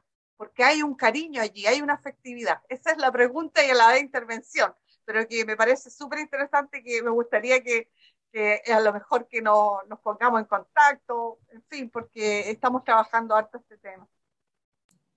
Sí, sí, el contacto lo vamos a seguir teniendo. Sí, me viene muy bien tu comentario, Leticia, porque yo también quería preguntarte a vos, primero tiro la pregunta y después respondo, así seguimos el diálogo. Yo también quería preguntarte a vos, a Weimar y a Robinson, en relación con esta cuestión, ¿no? La cuestión de, por un lado, eso que siempre se nos presenta como lo duro, ¿no? Lo estructural, la cuestión de las políticas, pero por otro lado, por otro lado, esa cuestión que parece que efectivamente es más maleable, las memorias, la subjetividad, la narración, lo afectivo, como tanto dijiste vos como dijo hoy Weimar, ¿no? La pregunta de cómo ustedes piensan esta tensión, ¿no? Esta tensión. Y en cuanto a esto que vos me decís, y en todo caso respondo primero lo que les estoy preguntando a ustedes, fíjate que hoy tanto vos como Weimar mostraban esta cuestión de los animales y las plantas y las significaciones que tienen, y yo también lo vi, no lo trabajé particularmente, pero en la zona de conflicto que trabajo, hay algunas investigaciones previas donde se ponen de relevancia el uso de las plantas para fines medicinales. Y también la cuestión del clima y del cambio climático. Por ejemplo, yo tengo testimonios de mujeres, hay muchas mujeres viviendo en la zona de conflicto, mujeres que me dicen, con este temor que tienen de que venga el agua, ¿no? Dicen, si Mendoza larga más agua, nosotros quedamos bajo el agua. Si Mendoza larga el río, nosotros nos inundamos y nos morimos, ¿no? Están demostrando. Y como contrapartida, un amor al campo. O sea, por un lado, una negación y un olvido relativo al agua, a lo que efectivamente fue una zona húmeda, porque esa zona antes incluso se la llamaba Bañados del Atuel, y hoy en día esa zona desecada, sin embargo, hay manifestaciones afectivas por cuanto hay un amor al campo. Vos les preguntás a las mujeres, ¿qué te gusta hacer? Porque también hice un trabajo vinculado con trabajos de mujeres rurales, y ellas quieren estar en el campo, no quieren estar en la casa, en los puestos, acá se llaman puestos, ¿no? Ellas quieren estar en el campo, quieren estar haciendo la cría de chivas, salen al campo, salen a cazar, cazan animales para comer algunos, o sea, no es que la Pampa es la nada, la Pampa es una llanura extensísima, pero tiene una vida impresionante y ellos lo manifiestan en esas narraciones, y lo manifiestan también en las experiencias y en sus propias prácticas. Las prácticas sociales que ellos desarrollan en los relatos lo están manifestando. Entonces, yo creo que lo afectivo es realmente un elemento para estudiar si queremos mirar los imaginarios y las subjetividades. Y esto también me lleva a decir una última cosa y termino para no copar todo el espacio, ¿no? Yo trabajé también con la metodología de Manuel Baeza, y Manuel plantea 4 planos de estudios, ¿no? No sé si Robinson vos lo trabajaste, pero Manuel plantea en su mirada fenomenológica y hermenéutica esta cuestión de mirar planos, ¿no? Planos aparentes, medianamente observables, planos ideados y planos arquetípicos. Y ahí voy a tu pregunta, Leticia. Yo creo que el plano arquetípico o mitológico es un plano que está estrictamente vinculado con lo afectivo. Con lo afectivo, ¿por qué? Porque justamente retrotrae a aspectos del pasado, aspectos de la memoria, a narraciones, digamos, de los ancestros. Entonces, yo ese plano, por ejemplo, no lo trabajé en mi tesis, no me animé a entrar a ese plano, porque me parecía que ya era tan amplio lo que tenía que hacer, que dije, bueno, lo dejo para el postdoc, alguno de los postdoc, ese plano de lo mitológico, de lo arquetípico, yo creo que se podría perfectamente trabajar a partir de esto que vos llamás lo afectivo. Bueno, doy paso a ustedes. Bueno, si les parece, yo quisiera más o menos comentar todo este panel. La felicito también a las colegas, Leticia, Andrea, a los colegas que no vinieron, que está súper buena, por lo menos la de la colega de la Fundación para la Superación de la Pobreza, porque ellos trabajan en la zona rural acá en Chile, donde justamente está la gente sin agua. Entonces, estaba esperando esa ponencia, la verdad, y la del colega mexicano también, pero me interesaba la otra porque son las problemáticas locales. Bueno, yo partiendo del final del colega Manuel Baeza, yo les tengo que confesar que yo no trabajé mi tesis de doctorado con el tema de lo imaginario. Justamente, yo comencé este tema, como les conté, en la Patagonia hace 15 años con el proyecto Hidroaicén, de hecho, fui a hacer mi tesis de magíster. En realidad me mandaron a hacer una tesis sobre un tema que se da ya mucho, ¿cierto? Turismo, que es muy linda la Patagonia, de hecho, pero en realidad me di cuenta cuando llegué allá que el tema no era el turismo, o sea, era el tema del turismo, pero en realidad era el tema del agua. Entonces ahí me di cuenta todo este tema de la apropiación, digamos, de una empresa dueña de una cuenca completa, ¿cierto? Una de las cuencas más complejas de Sudamérica, yo diría del mundo, porque tiene campo de hielo. En la cuenca del río Báquer acá por el lado chileno y la cuenca creo que se llama General San Martín por el lado argentino, una cuenca binacional. Entonces yo cuando trabajé en eso, ¿cierto? Después proseguí trabajando acá en Chile, ¿cierto? Durante un par de años, después me fui a hacer mi doctorado, ¿cierto? El año 2012, vuelvo el 2016.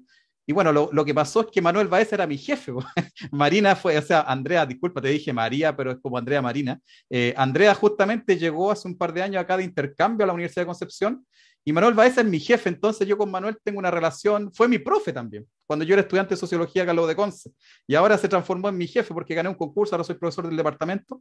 Entonces Manuel, cuando yo llegué, yo venía trabajando también ahí, tengo una coincidencia con Andrea y también con Leticia, yo creo que un poco, el tema del enfoque de la ecología política. Yo trabajo con ese enfoque, ese es mi marco. Pero dentro sabemos, ¿cierto? Los que estamos trabajando en esta corriente, ¿cierto? Que también aparecen los imaginarios por ahí, incluso el profesor Leff también lo mete por ahí en su último libro particularmente, ¿cierto? Entonces Manuel me dijo, oye, aquí, y planteé, yo conversando con él, de hecho, ni siquiera me le hice un libro, se los debo confesar. Después lo agarré, de hecho, pero conversando con él me dijo, Robinson, tú que estás trabajando el tema del agua, mira este concepto, estructura simbólica de ajuste. Entonces al final Manuel me terminó convenciendo con los años. Yo al principio lo miraba y decía, no, porque yo estaba más en la onda materialista, de hecho. Yo trabajo mucho con la ecología política marxista, ¿cierto? La ecología política postestructural, Foucault, etc. Entonces, yo como que lo imaginario, de hecho, yo tomé su electivo cuando yo estaba en pregrado, hace casi 20 años ya, y en realidad nunca me entró. Pero ahora, conversando con Manuel de una manera más, no sé, Marina lo conoce, yo creo que aquí varios colegas conocen a Manuel. Manuel tiene una manera muy histriónica de trabajar, es un tipo muy divertido, de hecho. Entonces me dijo, oye, Robinson, mira, ¿por qué no agarráis este conceptito y le dais unas vueltas? Y lo empecé a agarrar, empezamos primero conversando, después sí, po. En realidad, el problema de fondo no es material, el problema de fondo es de visión del mundo. El problema de fondo, ¿cierto? Es un tema conceptual, es un tema simbólico. Y yo trabajando con el pueblo mapuche particularmente, y hace poquito, ¿cierto?, con el pueblo aymara a través de unos colegas que están trabajando con el tema del litio, me di cuenta que sí, pues, el tema no es un tema, el agua evidentemente es un asunto material, ¿cierto? Es la vida, es lo que nos constituye como cuerpo de tierra, ¿cierto? Como cuerpo humano, como cuerpos, ¿cierto? Como cuencas, ¿cierto? Somos parte, es parte de nuestro ciclo, de hecho, imaginémonos nuestra vida sin agua, es imposible, de hecho, ninguna forma de vida. Entonces, yo quería poner ese punto. Entonces, yo gradualmente fui llegando al tema más cultural, imaginario, de las significaciones, ¿cierto? Lo que significa el agua. Y ahora, justamente en la constituyente, con todo el estallido social, ¿cierto? Todo lo que ha venido pasando, aparece justamente esta disputa simbólica. Por eso tomo el concepto de Manuel, que el combate simbólico le llama él. Y yo le encuentro la palabra, yo creo que lo toma de Lyotard, ¿cierto? El lenguaje es combate. A pesar de que a Manuel yo sé que no le gustan mucho los postmodernos, pero Lyotard, todos sabemos, no sé si se acuerdan de Lyotard, ¿cierto? Ese postmoderno de los años 80, 90, que hablaba, el lenguaje es combate. Entonces, y Manuel dice, aquí hay un combate simbólico. Bueno, lo aplica a muchos ámbitos. Yo dije, claro, en el tema del agua acá en Chile hay un combate simbólico. Y si me permiten, no sé, un minuto para terminar la última parte, porque creo que aquí está el concepto. No sé si Josabat, disculpa, no me puedo grabar tu nombre, muy raro, primera vez que lo escucho, con todo respeto. Pero voy a compartirlo. Raro porque es un nombre común. Josafat, yo nunca lo había escuchado, para ser honesto. Bueno, quería mostrarle esta lámina, de hecho, con el pueblo mapuche, para graficar esta idea. Fíjense ustedes, para los mapuches, la naturaleza y las aguas es una familia. Y el otro, este es el imaginario periférico, como le llamaríamos acá, ¿cierto? Pero por el otro lado, ¿cierto? Tenemos el imaginario, el agua como propiedad, ¿cierto? Y son dos mundos, pero extremos. Estamos hablando del blanco y el negro, por decirlo así. También hay sus matices, evidentemente, pero hablando de los imaginarios radicales, ¿cierto? Y los imaginarios periféricos. Fíjese usted, una LONCO con la cual yo trabajo, de hecho, la tuvimos hace un tiempo en una conferencia que tuvimos el 2019 en la U de Conce, justo una semana antes del estallido, fue impresionante esa conferencia. Después conversamos y dijimos, oh, lo que se dijo ahí, dejó la escoba. Pero fíjense, ellos dicen que el agua, y no solamente el agua, toda la naturaleza, todo el territorio, es un familiar. Entonces, bajo ese concepto, ella misma me dice, y esto lo dicen los mapuches de distintos modos, pero a mí me gustó como lo dijo ella en la conferencia, dijo, no podemos vender a nuestros familiares. Si la naturaleza, las aguas, las vertientes, dice ella, las lagunas, los lagos, los mares, todos son nuestros familiares. Es como los mapuches le llaman ñuque mapu, ¿cierto? A la tierra. En realidad el territorio, la tierra no solamente tierra, es territorio, territorio involucra incluso los espíritus. Ellos hablan del espíritu del agua, el ñen. El ñen son espíritus, el ko es agua en Mapuzungún. Entonces hablan del espíritu del agua. Entonces el agua es primero un espíritu. Nosotros, de hecho, desde el punto de vista de la ciencia social, el materialismo, la ecología política, el agua es materia primero. Pero para el pueblo originario como el mapuche, no. El agua es primero un espíritu. Y por lo tanto, ¿cierto? No se puede, ellos hablan de que los ñen, por ejemplo, se asustan, o los ñen, ¿cierto?, se enojan cuando llega, por ejemplo, los extractivismos. ¿Por qué? Porque interfieren en el lugar. Generan un desequilibrio ecosistémico. Nosotros le llamaríamos de la ciencia, ¿cierto?, un desequilibrio ecosistémico. Ellos le llaman un desequilibrio, ¿cierto?, de la ñuque mapu, de la madre tierra. Por lo tanto, cuando los ñen, ¿cierto?, ven que se asoma alguien que viene con un interés económico, capitalista, neoliberal, extractivista, ¿cierto?, los ñen se van. Entonces, su cosmovisión, los lugares que quedan sin ñen, quedan sin protección. Y por lo tanto, si un lugar no tiene protección, es un lugar que entró, como le llaman ellos, en un nutram, en un desequilibrio. Y este desequilibrio, justamente, por lo cual ellos están luchando, para restaurar el equilibrio de la mapu, de la tierra, o digamos del territorio, más bien dicho. Entonces, fíjense ustedes, con su concepto, ¿cierto? Por algo defienden a muerte la tierra. Y están dispuestos justamente porque en realidad, por lo que me han contado algunos peñis, ¿cierto? Y la mien, ¿cierto? Hombres y mujeres mapuche, la muerte no existe en la cosmovisión mapuche tampoco, es cíclico. Entonces, si la muerte no existe, ¿cierto? Si todo es cíclico, imagínense usted ahora en estos momentos está militarizado acá el Gualmapu, tanto en Chile como en Argentina. Esta cuestión está pasando en los dos lados, porque el Gualmapu era del Atlántico al Pacífico, o del Pacífico al Atlántico, como quieran. Entonces, la contradicción, ¿cierto?, de esta visión, ¿cierto? Que esta visión, si uno se pone a pensar en el concepto de sostenibilidad, sostener, ¿cierto?, conservar, mantener, ¿cierto? Esta visión nos dice, si la naturaleza es familia, ¿cierto? Si el agua es familia, podríamos mantenerlo, siguiendo su ciclo natural. Si la naturaleza es propiedad, comercialicémosla, vendámosla, transémosla, arrendémosla, rematémosla. De hecho, los remates de agua acá de los ríos son bastante comunes. Entonces, los dos imaginarios, y este es el extremo, por eso los quise poner quizá un poquito en contraste con el concepto de Puri. El Puri en el norte, ¿cierto?, es sagrado también. Sin embargo, la cultura del norte, ¿cierto?, de los pueblos originarios, y particularmente del pueblo atacameño que está aquí, en el Salar de Atacama, viven aquí en varios pueblos que están aquí en la orilla, de hecho, y también se cruzan para Argentina, de hecho. Esto lo aprendí con una colega con la cual estoy trabajando del Observatorio Plurinacional de Salares Andino. Allá la diferencia es que, por ejemplo, allá se negocia, se acomoda. Los atacameños, por ejemplo, y por ley hoy en día, ¿cierto?, con estas cuotas del litio, no sé si ustedes saben, pero los chinos ya entraron justamente al negocio del litio acá, se compraron una parte, digamos, de Tianqi, una empresa china, se metió a la empresa de CQM, de este señor, ¿cierto?, que es el ex yerno de Pinochet, que durante la dictadura se hizo de una empresa nacional, de hecho pública, SQM, o la Sociedad Química, digamos, chilena, y bueno, hoy día SQM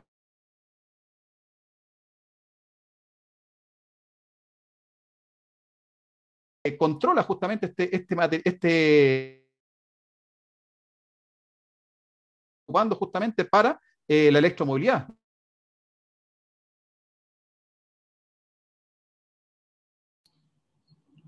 Yo te escucho cortado, Robinson. No sé si soy yo. Sí, yo también. Probablemente es cierto. Moví el celular, disculpen, es que también se escucha cortado. ¿Se sigue escuchando cortado? No, ya se te escucha bien. Si quieres, sigue.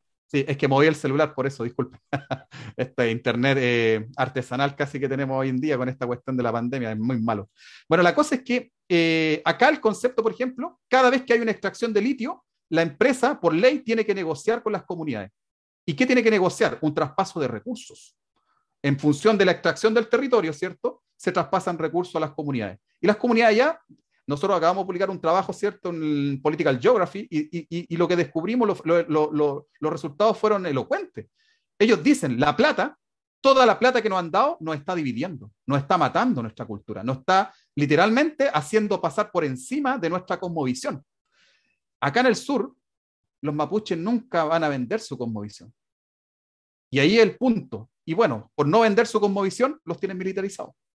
Entonces, ¿qué es lo que uno está viendo? El imaginario periférico, el imaginario, digamos, que busca justamente hacerse paso para tener una sociedad más sostenible, está siendo reprimido por el capitalismo, por la apropiación capitalista de la naturaleza. Entonces, tenemos, no solamente, como diría Manuel, un combate simbólico, tenemos un combate militar incluso, para poder, digamos, generar algún tipo de apertura para esto. Bueno, la convención constituyente yo la pondría en el medio.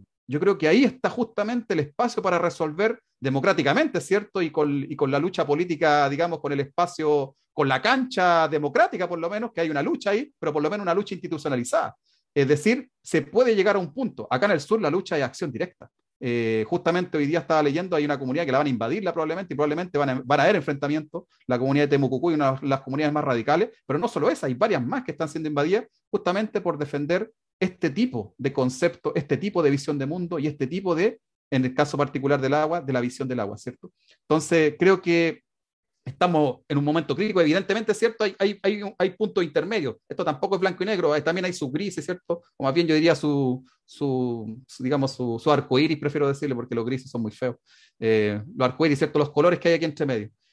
Pero aún así, todos están influenciados o por este extremo o por el otro, creo yo. Y creo que con esta idea, con el concepto de Manuel, estoy empezando a trabajar, a darle vuelta a esto, porque lo que hemos visto, ¿cierto? Lo que mencionaba Leticia, ¿cierto? Toda la apropiación de los derechos de agua, la cuantificación, el mercado, el saqueo, todo eso, ¿cierto? Es parte justamente de esta visión, de esta apropiación capitalista de considerar, hay un concepto detrás, considerar justamente la naturaleza como propiedad. Y yo creo que justamente estamos en una transición, y esa transición no sé cuánto va a durar, es incierto, pero se está acelerando, yo creo, esa transición a este otro concepto, a estos imaginarios periféricos, en la medida que la crisis nos afecte más. Y yo creo que esto, cuando la crisis llega a las ciudades, y particularmente llega a Santiago, que ya está llegando, ojo, se está cortando el agua, hay poco abastecimiento, de hecho, creo que ahí va a tomar relieve justamente esta problemática. ¿Por qué? Porque históricamente, por ejemplo, disculpen, con esto termino, históricamente, por ejemplo, cuando el tema de la tierra llegó a las ciudades, en los años 40, 50, 60, se terminó la reforma agraria. Yo soy de los que sostiene que cuando este tema del agua llegue a las ciudades, ¿cierto? Vamos a pasar quizá a otro modelo, a otra forma. Ojalá, ¿cierto?, que este concepto mapuche de la naturaleza como familia para sostenerla quede en alguna parte. Porque si este concepto, ¿cierto?, es parte del sentir colectivo del país, y me recuerdo a Durkheim, ¿cierto?, este gran sociólogo que decía, las leyes, ¿cierto?, los códigos tienen que representar el sentir colectivo de una sociedad. Si un código de agua, ¿cierto?, que no representa a nadie, representa solamente a la élite hídrica, ¿cierto?, que tenemos en el país, que fue hecho en dictadura, no es capaz, ¿cierto?, la nueva institucionalidad, la nueva constitución, ¿cierto?, el nuevo código que tiene que venir, ¿cierto?, no es capaz de incorporar estas cosmovisiones, no es capaz de incorporar las otras visiones, ¿cierto? Vamos a tener conflictividad, de hecho, o un ciclo de conflictividad quizás mayor a lo que hemos tenido los últimos 10 años. Disculpe que me extendiera, pero era para hacer el punto. No, te agradezco. Ahorita te doy la palabra, Leticia, perdón, pero nada más quería yo comentar algo rápidamente. Me imagino que conoces a Andrea Aravena, pues está con ustedes allá, sí, ¿no? Mi colega. Sí, era justo lo que iba a comentar, y creo que también el comentario de Leticia va hacia allá. Ayer nos estaba presentando un trabajo bien interesante en el grupo de identidades, ¿no? Sobre cómo ella dice que están cambiando los imaginarios, ¿no? Utilizando la propia teoría de Manuel, ¿no? Cómo se está dando este cambio en los imaginarios, y creo que empata muy bien y muy claramente con lo tuyo, ¿no? Y bueno, yo hasta ahí lo dejo, nada más quería hacer esa precisión porque me llamó mucho la atención. Creo que hay mucho en común en estos trabajos, ¿no? Aunque estamos en diferentes grupos de trabajo, se encuentran estos temas en común. Ahora sí, perdón, Leticia, te cedo la palabra. Sí. Mira, sí, respecto de esto, yo quería apelar un poco, bueno, como son tres realidades distintas y además tres paisajes distintos los que analizamos, ¿ya? Hay un conflicto, no obstante, compartido, pero, espérate un poco que estoy bajando la mano. Hay que entender, bueno, son 3 territorios que estamos analizando, sin embargo, vemos algunos fenómenos que aparecen de manera común. En esto no quisiera dejar de decir que esta visión y estas cosmovisiones, a lo mejor indígenas, sobre todo en el ámbito de los mapuches, pero también de la cosmovisión andina, es un elemento. Yo originalmente tampoco investigaba los conflictos ambientales, eh, pero sino movimientos sociales, ciudadanía y política en espacios educacionales, en fin, y de la mano del movimiento estudiantil secundario, cuya investigación realicé y hice el seguimiento, ¿ya? Y luego los otros movimientos educacionales, empezamos a ver, ya, ojo, previo al año 2006, que es cuando se da el movimiento, que diríamos allí es como la irrupción de los estudiantes en el espacio público, una irrupción masiva, y que diríamos allí empiezan a reconstruirse y primero que nada, a deconstruirse. Ya hoy día, a propósito que estamos en un proceso constituyente en Chile, ¿no es cierto? Todo se puede volver a definir, pero no hay ningún proceso constituyente sin que haya habido un proceso de quiebre, de ruptura de los imaginarios dominantes. Y me tocó verlo muy tempranamente, me acuerdo, en el caso mío era en el DEA, la maestría del doctorado, y después en el doctorado ya me aboqué precisamente a eso. Allí ya se empezaba a ver cómo de la mano de los estudiantes jóvenes secundarios, que sería como la prepa en México, ¿ya? Empezaron a surgir distintas significaciones a contrapelo. Y ojo, yo estaba estudiando los procesos de democratización en ese espacio, ¿ya? Y allí entonces empezamos a ver el peso de la imaginación radical, los nuevos contenidos que van apareciendo. Y en una segunda, tercera o cuarta investigación ya que realizo entre el año 2011 y el 2013 sobre imaginarios del conflicto, porque entendiendo que había un elemento clave respecto a los procesos de democratización, sobre todo posterior a los gobiernos, a las dictaduras, como en el Cono Sur, en distintos lugares. Entonces empieza a generar toda una imaginación radical donde se desarrolla esta crítica en un escenario donde se suponía que estábamos ya en plena democracia, pero empieza a darse un cuestionamiento muy de la mano. Bueno, algunas de las características, cómo empezaba la transición en Chile, el año 90, dando la espalda a los conflictos, dando la espalda a los jóvenes, dando la espalda a los indígenas, a los pueblos originarios, dando la espalda a los trabajadores, y bueno, instalando un sistema de continuidad de un modelo ya capitalista neoliberal, que se fue profundizando cada vez más. No obstante, y eso aparecía en el discurso público, ya de hecho, bueno, aquí no quiero comerme el tiempo, pero aparecen muchos discursos que de pronto, cuando emerge el movimiento estudiantil secundario el 2006, no sabían por qué, ¿ya? Sin ver lo que estaba frente a sus ojos, ¿ya? Yo soy profesora en trabajo social, entonces nosotros trabajábamos en los colegios, en los liceos, en las escuelas, y veíamos la desigualdad, la brecha educativa entre los colegios particulares y los colegios públicos, cada vez más minimizados, con menores recursos, en fin.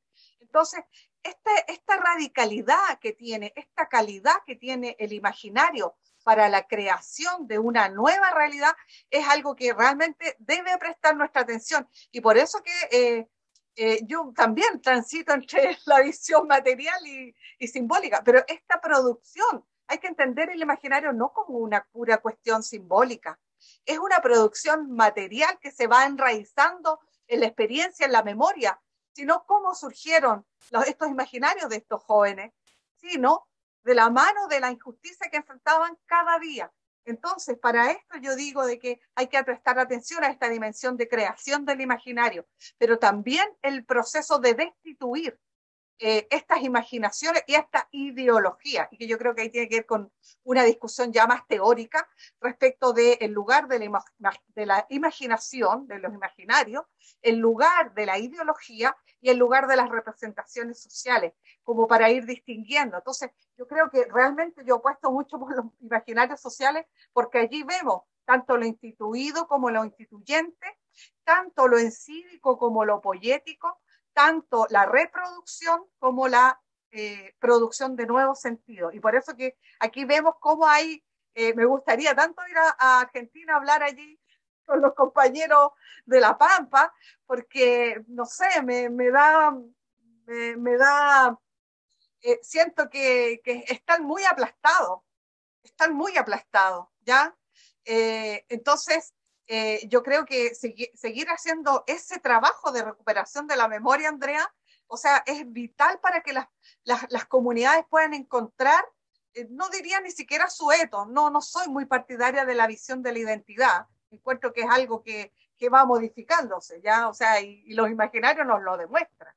Entonces, yo creo que ahí en el caso de Argentina, bueno, tiene que llegar un momento en que el pueblo despierte, porque yo veo que los que despiertan en la gran ciudad de Buenos Aires son los que están en contra de las mascarillas y, o sea, veo más bien movimientos neofascistas más que movimientos que tiendan a la igualdad, a la justicia, a la equidad. Y me quedo con esa preocupación, porque escucho lo que plantea Robinson.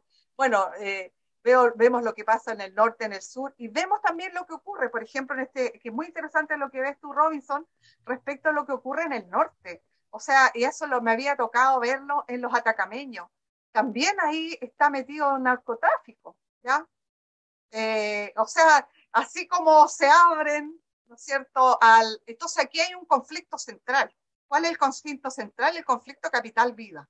Yo creo que es un elemento bien transversal, pero que tenemos que hacer un gran trabajo para que quede en evidencia. Y es un trabajo de la reflexión y de la investigación. Así que yo contenta de compartir, y yo decía, qué increíble, porque me ha tocado participar por el proyecto interdisciplinario en espacios de geografía, en fin, ciencia. Pero yo dije, no puede ser que haya una mesa completa en este seminario de imaginarios sociales para ver el tema del agua. O sea, eso ya es muy indicativo. Muchas gracias, Josafat, lo ha hecho. Bueno, muchas gracias por la organización.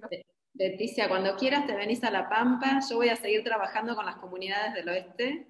Ahora estoy esperando que me aprueben en un programa de postdoctorado, y la idea es justamente trabajar más con las comunidades que viven en las dos localidades del oeste de La Pampa y en los puestos de los campesinos, porque tienen una doble residencia ellos, o sea, la doble residencia entre el campo y el pueblo, ¿no? Pero vos hoy planteaste el tema del concepto de resistencia, yo al final no lo respondí, vos me lo habías preguntado.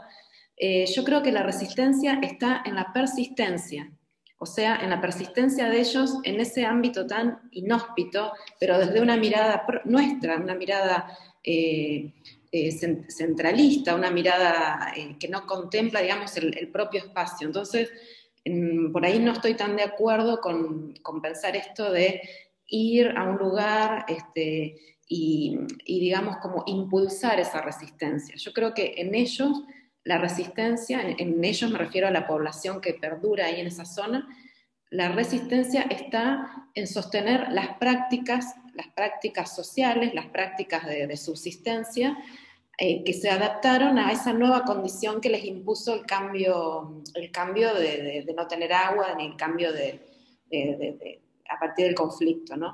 Pero entiendo igualmente lo que vos decís, esta cuestión de llevar a la reflexión. De hecho, tengo pendiente llevar mi trabajo y hablar con ellos y mostrarles los resultados de mis investigaciones y incluso mostrarles ese cúmulo de narraciones y de testimonios, porque entre ellos no se escuchan, porque no tienen oportunidad, porque no tienen ni siquiera el acceso a poder vincularse, ¿no?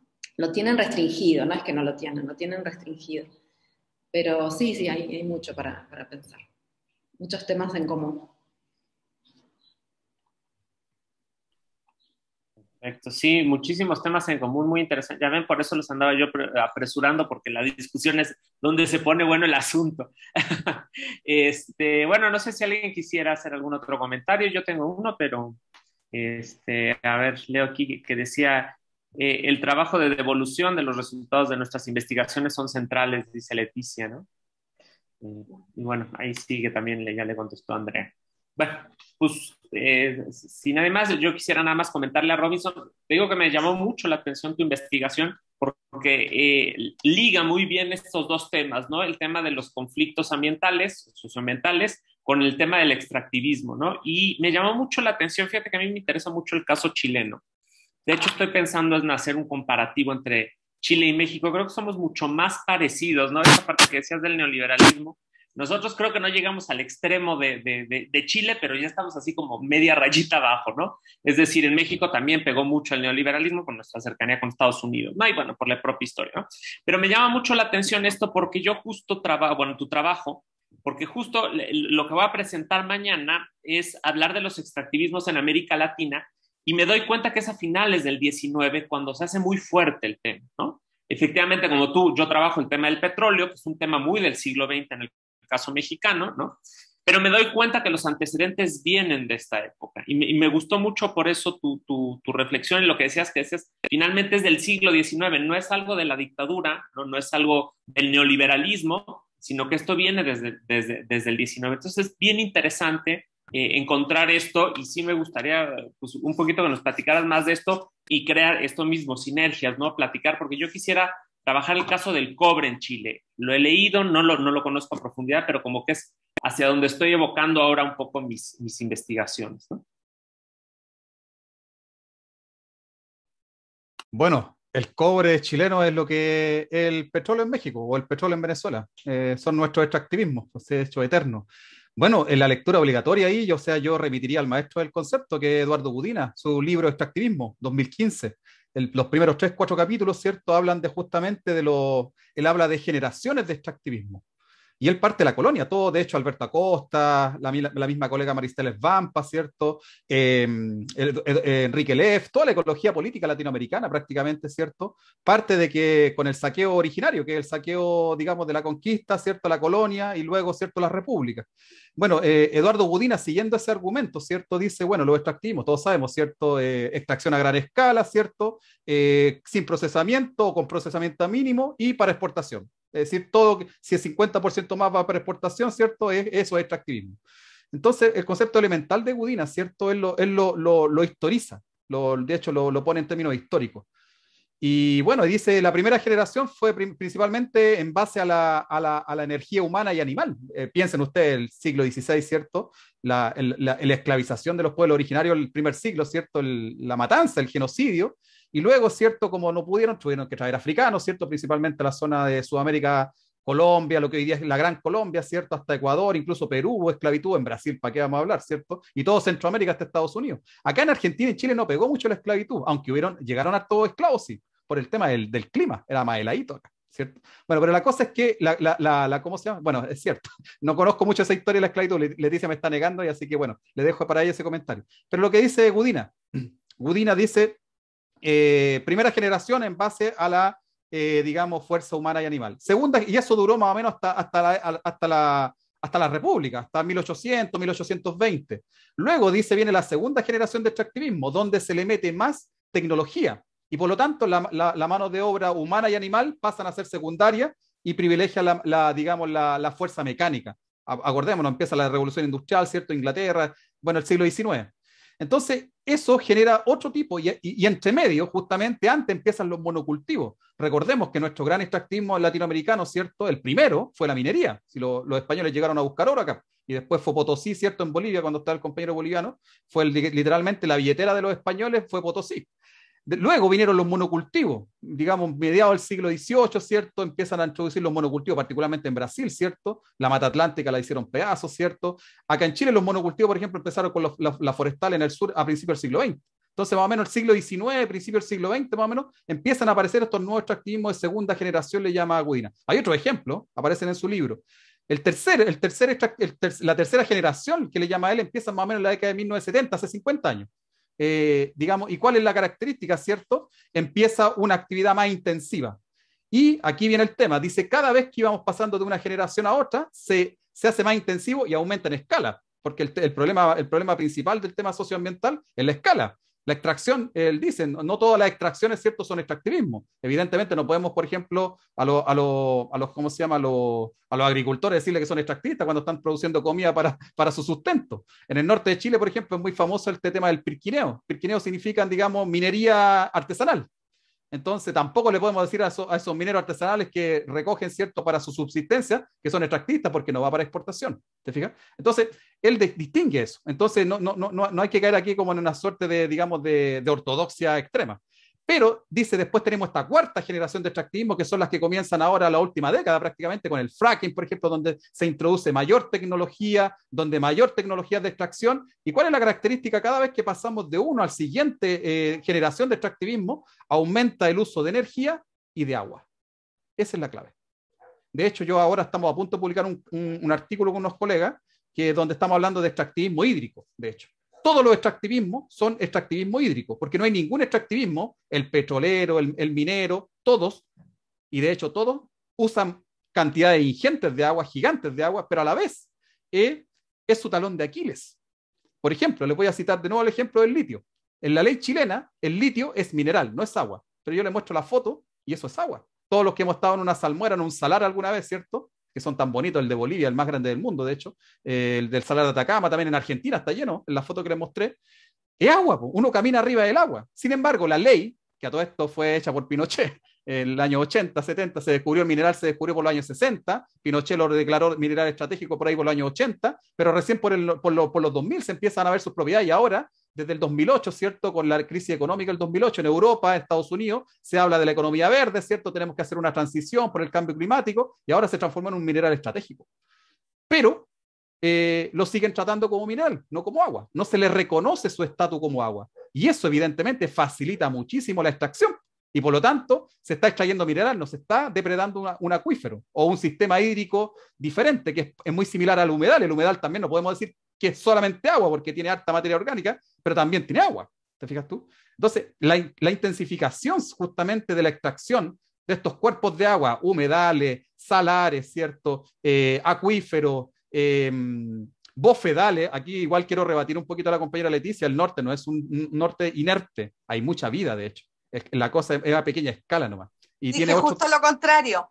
Dije sí. Justo lo contrario, que no era eso. Bueno, yo entendí lo contrario. Yo entendí que era algo era muerto, la apariencia, no. La apariencia. Es una apariencia, exactamente. No, hay mucha vida, de hecho. Hay mucha vida. Entonces, bueno, y con estas generaciones de extractivismo, ¿cierto? La palta, lo que mencionaba Leticia, de hecho, ese es el mejor ejemplo de que se exporta agua, no se exporta palta. La palta, sáquenle el agua, de hecho, y debe quedar no sé, ahí hay un porcentaje que hay que calcular, hay falta de investigación. Unos colegas, por ejemplo, de la Universidad de Antofagasta en el norte están calculando cuánta agua se usa para una tonelada de litio. Creo que sacó 20 millones de metros cúbicos, una cuestión así. Una colega del otro día me mandaron, están haciendo el cálculo. Nosotros queremos hacer un cálculo parecido con una estudiante de doctorado aquí en la Universidad de Concepción, queremos hacer un cálculo parecido con los pinos y con los eucaliptos. ¿Cuánto, por ejemplo, de un árbol recién cortado, por ejemplo, equivale a agua? Nosotros sabemos, por ejemplo, que nuestro cuerpo humano, por la ciencia nos dice, ¿cierto?, es más o menos 70% agua. Y todos los cuerpos biológicos, todas las formas de vida, ¿cierto?, no solamente la humana, tienen agua. Si uno pesca una palta y dice qué porcentaje de esto es palta, es cuestión de llevarlo al laboratorio nomás, hacer un análisis, ¿cierto?, extraerle el agua, ¿cierto?, y ver el porcentaje y después hacer cálculo. Calcular cuántas paltas salen de un arbolito, ¿cierto?, y cuántos arbolitos tiene una hectárea y después calcular por hectárea y se puede hacer el cálculo. Acá queremos hacer el mismo cálculo con los pinos y los eucaliptos. Se podría hacer el cálculo cuánta agua se ocupa, por ejemplo, para extraer petróleo. Para, por ejemplo, un litro de petróleo, ¿cuánta agua implica? En la agricultura se han hecho esos tipos de análisis. Entonces, aquí quiero llegar. Nosotros le estamos llamando extractivismo hídrico prácticamente a todos los extractivismos, porque todos los extractivismos justamente, como le repito, su talón de Aquiles, y es justamente el talón de Aquiles, ¿por qué? Porque lo niegan. Por ejemplo, acá en el sur, las forestales dicen, nosotros no tenemos nada que ver con la escasez de agua. Pero tú vas, y yo llevo como 10 años entrevistando gente en varias regiones acá en el sur, con el mapita que les mostré, ¿cierto? Tenemos 4 o 5 regiones totalmente pobladas de pino y eucalipto. Andrea lo sabe cuando estuvo acá, ¿cierto? Acá incluso la universidad está llena de eucalipto. Toda la gente te dice, no, pues si son los eucaliptos, yo puse aquí plantaron eucalipto y se secó. Pero la industria dice, no, pues eso no tiene nada que ver, eso es el cambio climático. Entonces, hay un negacionismo. Entonces, ¿qué tenemos que hacer nosotros los científicos? Tenemos que comprobar, de hecho, que en realidad el árbol sí consume mucha agua. No es que el árbol provoque sequía, porque eso también es un despropósito, no es así, ¿ya? No es que digamos, los paltos en sí mismos generen sequía. Lo que pasa es que llueve menos por la sequía en general. Ahora, igual todos sabemos que el cambio climático es antropogénico, pero ¿a quién le podríamos atribuir esa responsabilidad en este momento? No tenemos un personaje para ir a demandarlo a los tribunales, pero sí podemos decir, ¿cierto?, que la poca agua que cae es apropiada, es despojada por los extractivismos. Y aquí en Chile es brutal el caso de Petorca, pero no solamente el caso de Petorca, en el norte, también acá en el sur, las forestales, de hecho, tienen disecado cuencas completas, de hecho. Y peor aún ahora, ¿cierto? Como los mapuches, ¿cierto? Se les revelaron, ¿cierto? Siempre se le han revelado, en realidad esta cuestión data de los años 90, de hecho.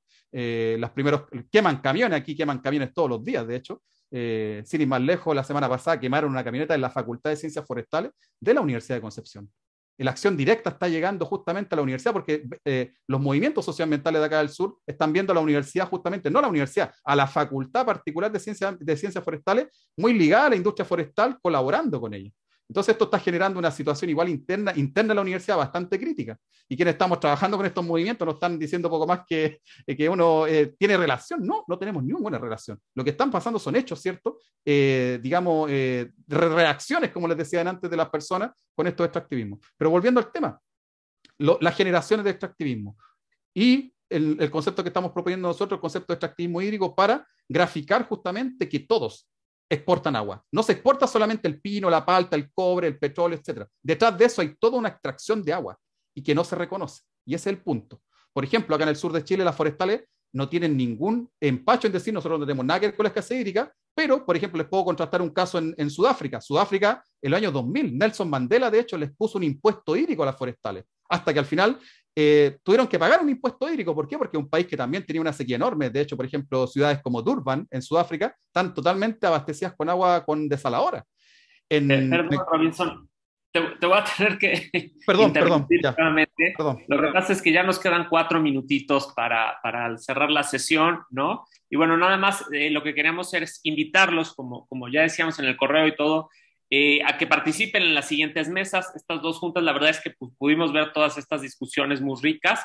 Nuestra próxima reunión, la mesa 3, va a ser el día miércoles 27 de octubre de 16:30 a 18:30 horas de la Ciudad de México, ¿no? Entonces, pues esperamos que puedan estar ahí. Nos dará mucho gusto poder seguir discutiendo estos temas, ¿no? A mí me tocará presentar ahí. Andrea será la encargada de moderar y espero que esté así muy como yo, que me corte a mí también. Pero bueno, no sé si quisieras decir algo más, Andrea. Agradecerles a todos y a todas haber participado y me parece que el día de hoy abrió un debate que va a continuar mañana. Sí, Jime, también te vamos a escuchar en tu ponencia, no me acuerdo si es mañana o pasado, pero ahí te vamos a escuchar. Agradecerles la participación e invitarlos a que se sumen para poder seguir debatiendo. Y yo creo que esto, bueno, como también proponía Leticia, el intercambio, después poder intercambiar nuestros materiales, llegado el caso, hacer alguna publicación. Así que, bueno, nos vemos mañana y también los invitamos a que sigan en el workshop. Ahora hay presentaciones de libros, hay un libro, vos, Josafat, creo que estás en una. Hay conferencias y, bueno, y siguen temas que les pueden llegar a interesar. Así que, claro, sí, ahorita tenemos la presentación de libros, yo voy a presentar mi libro y de hecho modero también esa mesa. Mañana tenemos a Denise Jodelet, el jueves tenemos a Manuel Antonio, es decir, todavía hay bastante en el workshop. Recordarles nada más lo que ya se puso en el chat, ¿no? No olviden llenar el Google Forms para que les den su certificado de participación a los que participaron en la mesa. Pues sin más, yo creo que hasta aquí lo dejamos. Nos vemos el día de mañana. Muy bien, gracias, Josafat. Gracias, Robinson, un gusto. Gracias. Robinson, Andrea. bien, al staff. Sí, Chao, gracias, Alexa. Nos vemos. Gracias, sobre todo Andrea, por la coordinación. Sé que es difícil ese trabajo. Chao. Chao. Chao.